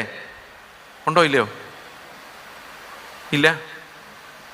അവനൊന്നും ശരിയല്ല, ഇവരൊക്കെ മതി. ഇങ്ങനെ ഇല്ല, ഉണ്ടാവും. ഈ സാധനമാണ് നീതീകരിക്കുന്നവൻ. ഞാൻ തീരുമാനിക്കും അവൻ നീതിമാൻ, അവൻ കൊള്ളാം, ഇവൻ കൊള്ളില്ല. ഇതങ്ങ് കൂടി ഒത്തിരിയായി. പരീക്ഷന്മാർ വന്നിട്ട് ഞങ്ങൾ മാത്രമേ ഉള്ളൂ, ബാക്കിയെല്ലാം മോശം. അവസാനം കർത്താവ് പറഞ്ഞു നിങ്ങളെല്ലാം പോക്കാണ്. ഭയങ്കര അടിയായിരുന്നു, അല്ലെ? Master stroke. അവസാനം വന്നിട്ട് കർത്താവ് പറയാണ് നിങ്ങളെല്ലാം പോക്കാണ്, ഞാനാണ് നീതിമാൻ. അപ്പോൾ ഉടനെ പരീക്ഷന്മാരോട് പറയും എന്നാൽ ഞങ്ങളും നീതിമാന്മാരാ. അല്ല, ഞാൻ തീരുമാനിക്കും ആരാ നീതിമാൻ. അത് മനുഷ്യൻ്റെ നീതിയല്ല, എൻ്റെ നീതിയാണ്. അത് തകർന്ന ഹൃദയമുള്ളവർ വന്ന് സ്വീകരിച്ചോ. ഇത് സൗജന്യമാണ്. ഇതെന്തിനാ ദൈവം ചെയ്തെന്ന് ചോദിച്ചു കഴിഞ്ഞാൽ 27 വാക്യത്തിലുണ്ട്. വായിച്ച് 27 വാക്യം, 3:27. ആകയാൽ പ്രശംസ എവിടെ? ഒരു മനുഷ്യനും പറയരുത് ഞാൻ അനുസരിച്ചിട്ടാണ്. അടുത്ത് ആരും പറയരുത്. അടുത്തത് അത് പോയി. പ്രശംസ എവിടെ? അത് പോയി. ഏത് മാർഗത്താൽ?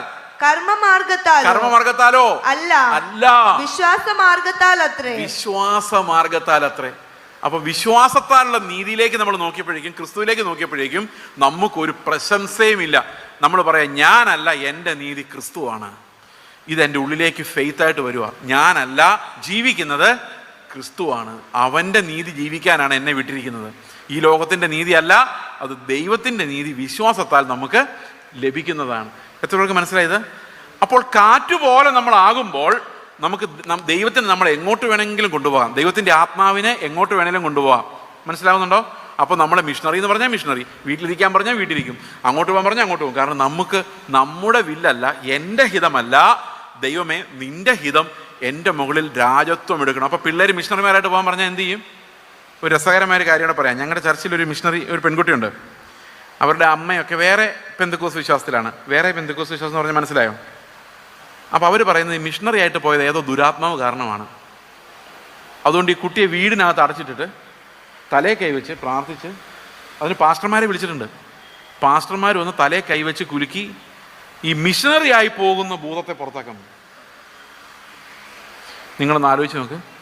എന്നിട്ട് പാസ്റ്റർമാരൊന്ന് പറയാണ് ഇത് ദുസ്വാധീനത്തിൽ പെട്ടതാണ്, ഇങ്ങനെ മിഷണറിയായിട്ട് പോകണമെന്നൊക്കെ, ഇങ്ങനെ ദൂരെ പോകണമെന്നൊക്കെ പിള്ളേർക്ക് തോന്നുന്നത്, അത് പ്രാർത്ഥിച്ച് ജയമെടുക്കേണ്ട കേസാണ്. ഇത് വേറൊരു ബന്ധുക്കോസ്. ഇത് നമ്മുടെ ഇടയിൽ തന്നെ ഉണ്ട്. ഇത് നമ്മുടെ ഇടയിലൂടെ വളർന്നു വരുന്ന വേറൊരു ബന്ധുക്കോസാണത്. പ്രിയ സഹോദരങ്ങളെ, മനുഷ്യർ മാത്രമല്ല കാറ്റുപോലെ ആകേണ്ടത്, സഭയും കാറ്റുപോലെ ആകണം. ഈ സഭയും കൂടെ കാറ്റുപോലെ ആയിക്കഴിഞ്ഞാൽ അത് ഭയങ്കര പവർഫുള്ളായിരിക്കും. അവിടെ കൃപാവരങ്ങളുടെ ബഹളമായിരിക്കും. നിങ്ങൾക്ക് ലോകമാണോ വേണ്ടത്, കർത്താവിൻ്റെ ആത്മാവിൻ്റെ ശക്തിയാണോ വേണ്ടതെന്നൊരു ചോദ്യം എപ്പോഴും നമ്മുടെ മുമ്പിൽ കാണും. നമ്മൾ കർത്താവിൻ്റെ ആത്മാവിൻ്റെ ശക്തിയാണ് നമുക്ക് വേണ്ടതെങ്കിൽ നമ്മുടെ സഭയിൽ നിന്ന് നമ്മൾ ആരെയും പറഞ്ഞു വിടേണ്ടി വരത്തില്ല. കർത്താവിൻ്റെ മിഷണറിമാർ എഴുന്നേറ്റ് പോയിക്കോളും. കാരണം അത് ദൈവത്തിൻ്റെ ശക്തിയാൽ പണിയപ്പെടുന്ന, ദൈവത്തിൻ്റെ കയ്യാൽ പണിയപ്പെടുന്ന ഒരു സഭയിൽ തീർച്ചയായിട്ടും മിഷണറിമാരുണ്ടാകും. അവർ ജീവനെയും മരണത്തെയും പണയം വെച്ച് വെളിയിലിറങ്ങി പോവുകയും ചെയ്യും. പക്ഷെ അതിന് ആത്മാവ് അത് പണിയാൻ നമ്മൾ അനുവദിക്കണം. അതായത് നമ്മൾ ആ ഒരു തീരുമാനത്തിലേക്ക് നമ്മൾ വരണം. അതായത് കർത്താവെ, ഞങ്ങളുടെ ഹിതമല്ല, ദൈവത്തിൻ്റെ ആത്മാവ് എങ്ങനെ നയിച്ചാലും ആ സഭ ആ ശക്തി ഉള്ളൊരു സഭയായി മാറിക്കഴിയുമ്പം തീർച്ചയായിട്ടും അവിടെ മിണ്ടേണ്ട പോലും കാര്യമില്ല. ഞാൻ ഒരൊറ്റ ആളെ പോലും നിർബന്ധിക്കുക പോലും ചെയ്തിട്ടില്ല, പറഞ്ഞിട്ട് പോലുമില്ല. എന്നോട് ഒരു കുടുംബം വന്ന് എന്നോട് പറഞ്ഞു, ഞങ്ങൾക്ക് ഇന്ന സ്ഥലത്തേക്ക് പോകണം. അപ്പം ഞാൻ പറഞ്ഞു, വൈഫ് പ്രഗ്നൻ്റ് ആണ്, ഈ സമയത്ത് പോകണ്ട, മാർച്ചിൽ പോവാം, കുഞ്ഞുണ്ടായി 3 മാസം കഴിഞ്ഞ് പോവാം. അപ്പോൾ അദ്ദേഹം എന്നോട് പറഞ്ഞതെന്നറിയോ, കുഞ്ഞുണ്ടായി കഴിഞ്ഞാൽ ആരും വിടില്ല, ഇപ്പോൾ പോയാൽ പോയി. അപ്പോൾ ഞാൻ പറഞ്ഞു, അവിടെ ആരും അറിയില്ല, ഒരു പരിചയമുള്ള ഒരൊറ്റ ആളുമില്ല, മലയാളിയില്ല, ഹോസ്പിറ്റലുണ്ടോന്ന് പോലും അറിയില്ല, നിങ്ങൾ ഈ ഒരു സമയത്ത് എങ്ങനെ പോയാൽ എന്ത് ചെയ്യും? അപ്പോൾ അവർ പറഞ്ഞ്, പിന്നെ എങ്ങനെ വിശ്വാസം പഠിക്കുന്നതെങ്കിൽ എന്നോട് ചോദിച്ചതാണ്. അവർ പോയി. അപ്പം ഞാൻ പറഞ്ഞു, നിങ്ങൾ എയർപോർട്ട് ചെല്ലുന്നവരെ നിങ്ങൾ പോകാതിരിക്കാനുള്ള പണിയൊക്കെ ഞാൻ ചെയ്യും. പക്ഷെ നിങ്ങൾ പോകണമെന്നാണ് എൻ്റെ ആഗ്രഹം. പക്ഷെ ദൈവഹിതമാണെങ്കിലേ നിങ്ങൾ പോകാവൂ. കാരണം എന്താണെന്നറിയോ? അത് ഞാൻ പറയാൻ കാരണം, ഞാൻ നിർബന്ധിച്ച് ആരെയും വിട്ടതല്ലെന്ന് പറയാൻ വേണ്ടിയാണ്. അതായത് അവരത് ദൈവഹിതം എന്ന ബോധ്യത്തിലാണ് പോകുന്നത്. അവസാന നിമിഷം വരെ ഞാൻ ആ കുട്ടിയോട് ചോദിച്ചു, അവൻ പോട്ടെ, അവൻ്റെ കൂടെ വേറൊരു കുടുംബത്തോടെ പോകുന്നുണ്ടല്ലോ, നീ പ്രഗ്നൻ്റ് ആണല്ലോ, നിനക്ക് കുഞ്ഞുണ്ടായ ശേഷം പോകാം. അപ്പോൾ ആ കുട്ടി പറഞ്ഞു, അച്ചായൻ എവിടെ പോയാലും ഞാനും കൂടെ പോയിക്കോളാം എന്ന് കല്യാണത്തിൻ്റെ സമയത്ത് പറഞ്ഞിട്ടുണ്ട്. എനിക്ക് അച്ചായൻ്റെ കൂടെ പോയി മരിക്കുന്നതാണ് സന്തോഷം, മരിക്കുവാണെങ്കിൽ മരിക്കാം. അവിടെ ബോംബ് വന്ന് 50 മീറ്റർ അപ്പുറത്ത് ബോംബ് വന്ന് വീണപ്പോൾ ഇവർ വീട്ടിലോട്ട് വിളിച്ച് പറഞ്ഞു, ഇവിടെ തൊട്ടടുത്ത് ബോംബ് വന്ന് വീണു. അപ്പോൾ അമ്മ പറഞ്ഞതെന്നറിയോ, കർത്താവിൻ്റെ വേലയ്ക്ക് പോയി അങ്ങനെയൊക്കെയാണ്, ഒന്നുകിൽ തിരിച്ചു വരാം, അല്ലെ അവിടെ വെച്ച് കാണാം, അത്രയേ ഉള്ളൂ. ഇത് ഈ പറയുന്ന അമ്മമാരുണ്ടാകണം, ഇത് പറയുന്ന അപ്പന്മാരുണ്ടാകണം. അവിടെ കാണാം മോനെ എന്ന് പറയുന്ന അമ്മയപ്പന്മാർ ഈ സഭയിൽ ഉണ്ടാകണമെങ്കിൽ ഈ സഭ മുഴുവൻ കാറ്റുപോലെ ആകണം. സഭയിൽ മുഴുവൻ കർത്താവിൻ്റെ വചനത്തെ പ്രമാണിപ്പാൻ തക്കമുള്ള ശിക്ഷണം ഉണ്ടായില്ല. അല്ലെ നമ്മൾ ഒരാളെ ഉന്തിത്തള്ളി മിഷണറി ആക്കിയിട്ട് കാര്യമില്ല. There should be A spirit, that spirit should work. കർത്താവിൻ്റെ ആത്മാവ് അനേകരെ എഴുന്നേൽപ്പിക്കുന്ന, സഭയിലേക്ക് എഴുന്നേൽപ്പിക്കുന്ന സഭയ്ക്ക് ആ കാറ്റിൻ്റെ ആ ഒരു സ്വഭാവം ഉണ്ടാകണം. ദൈവത്തിൻ്റെ ആത്മാവിൻ്റെ ശുശ്രൂഷകൾ ഉണ്ടാകണം, പ്രവചനങ്ങൾ ഉണ്ടാകണം, സഭയ്ക്കകത്തുണ്ടാകണം, അത് വിവേചിക്കുന്നവരുണ്ടാകണം. ഇതെല്ലാം കൂടി ചേരുമ്പോഴാണ് ഒരു പ്രോപ്പർ മിഷൻ നമ്മുടെ സഭയിൽ ഉണ്ടാകുന്നത്. പ്രിയ സഹോദരങ്ങളെ, നമുക്ക് നഷ്ടമായ അനേകം വർഷങ്ങളുണ്ട്. പക്ഷെ ദൈവത്തിന് ഏത് സമയത്ത് ഇത് പണിയാൻ പറ്റുമെന്ന് അറിഞ്ഞിരിക്കുക. ക്രിസ്തുവിലേക്ക് നമ്മൾ മടങ്ങുമ്പോൾ, അവൻ്റെ നീതിയിലേക്ക് നമ്മൾ മടങ്ങുമ്പോൾ, അവൻ്റെ രാജ്യം നമുക്ക് ഏറ്റവും വലുതാകുമ്പോൾ നമ്മുടെ സഭയിൽ അനേകം കൃപാവരങ്ങൾ ഉണ്ടാകും, ശുശ്രൂഷിക്കുന്നവരുണ്ടാകും, ശുശ്രൂഷകരുണ്ടാകും, മിഷണറിമാരുണ്ടാകും. ഇതൊന്നും നമ്മൾ ചെയ്യുന്ന പ്രവൃത്തിയല്ല. ഞാൻ എൻ്റെ സഭയെ പണിയും, പാതാള ഗോപുരങ്ങൾ അതിനെ ജയിക്കുകയില്ല. കർത്താവ് പണിയുന്ന സഭകളിൽ ഇഷ്ടംപോലെ ശുശ്രൂഷകർ, ദൈവം അവരെ ഒരുക്കിക്കോളും. അല്ല നമ്മൾ ഉന്തിത്തള്ളു, ഒരാളെ പോലും പറഞ്ഞു വിടാൻ പറ്റില്ല. ബട്ട് നമുക്കൊരു കാര്യം തീരുമാനിക്കാൻ, കർത്താവെ, നിൻ്റെ ഹിതത്തിന് വെളിയിൽ ഒരു പ്ലാൻ പോലും ഞങ്ങളുടെ ജീവിതത്തിൽ നടക്കരുത്, ഞങ്ങളുടെ സഭയിൽ നടക്കരുത്. അന്ത്യകാലത്ത് ഒരു കാറ്റ് പോലെ എല്ലായിടത്തും ക്രിസ്തുവിൻ്റെ സൗരഭ്യം വിതറുന്ന കൂട്ടങ്ങളായി ഞങ്ങൾ മാറണമെന്ന് നമുക്ക് ആഗ്രഹിക്കാം. ദൈവം തീർച്ചയായിട്ടും അങ്ങനെ ചെയ്യുമെന്ന് ഞാൻ വിശ്വസിക്കുന്നു. നമുക്ക് പ്രാർത്ഥിച്ച് ഈ സെഷൻ അവസാനിപ്പിക്കാം. ഞങ്ങളുടെ സ്വർഗ്ഗസ്ഥ പിതാവേ, അങ്ങ് ഞങ്ങളെ വിളിച്ചിരിക്കുന്ന വിളി കർത്താവെ, അത് എത്രയോ മഹത്വമുള്ള വിളിയാണ്. അങ്ങേപ്പോലെ ആകുവാൻ കർത്താവെ, അങ്ങയുടെ ഒരു ശബ്ദമായി മാറുവാൻ കർത്താവെ, ഞങ്ങളുടെ ഒരു ഗ്ലോറിക്ക് വേണ്ടിയല്ല കർത്താവ്, അവിടുത്തെ നാമം മഹത്വപ്പെടുവാൻ വേണ്ടി അങ്ങയുടെ ഒരു ശബ്ദമായി, യോഹന്നാൻ സ്നാപകൻ പറഞ്ഞ പോലെ, ഞാൻ മരുഭൂമിയിൽ വിളിച്ചു പറയുന്ന ദൈവത്തിൻ്റെ ശബ്ദമാണ്, ആ ശബ്ദം മാത്രമാണെന്ന് പറയുന്ന ആ ഒരു മൈൻഡിലേക്ക് കർത്താവെ, ആ ഒരു ഒഴിച്ചു കൊടുക്കലിലേക്ക് കർത്താവ്, ഒരു എംറ്റിയിങ്ങിലേക്ക് ദൈവമേ ഞങ്ങൾ ഓരോരുത്തരെയും, ഞങ്ങളുടെ സഭകളെ നയിക്കണമേ. അവിടുത്തെ ആത്മാവ് നയിക്കുന്ന ശുശ്രൂഷകൾ, അനേക ശുശ്രൂഷകൾ ഞങ്ങളുടെ സഭകളിൽ ഉണ്ടാകണമെന്ന് പ്രാർത്ഥിക്കുന്നു. കൃപാവരങ്ങൾ ജ്വലിച്ച് അത് ക്രിസ്തുവിനെ പ്രതിഫലിപ്പിക്കുന്ന, ക്രിസ്തുവിനെ മഹത്വപ്പെടുത്തുന്ന ഒരു സഭയായി, കൂട്ടമായി, മിഷണറിമാരെ എഴുന്നേൽപ്പിക്കുന്ന, പറഞ്ഞുവിടുന്ന ഒരു കൂട്ടമായി, ഞങ്ങൾ തന്നെ പോകുന്ന ഒരു കൂട്ടമാക്കി ഞങ്ങളെ അവിടുന്ന് മാറ്റണമെന്ന് പ്രാർത്ഥിക്കുന്നു. കർത്താവായ യേശു ക്രിസ്തുവിൻ്റെ നാമം.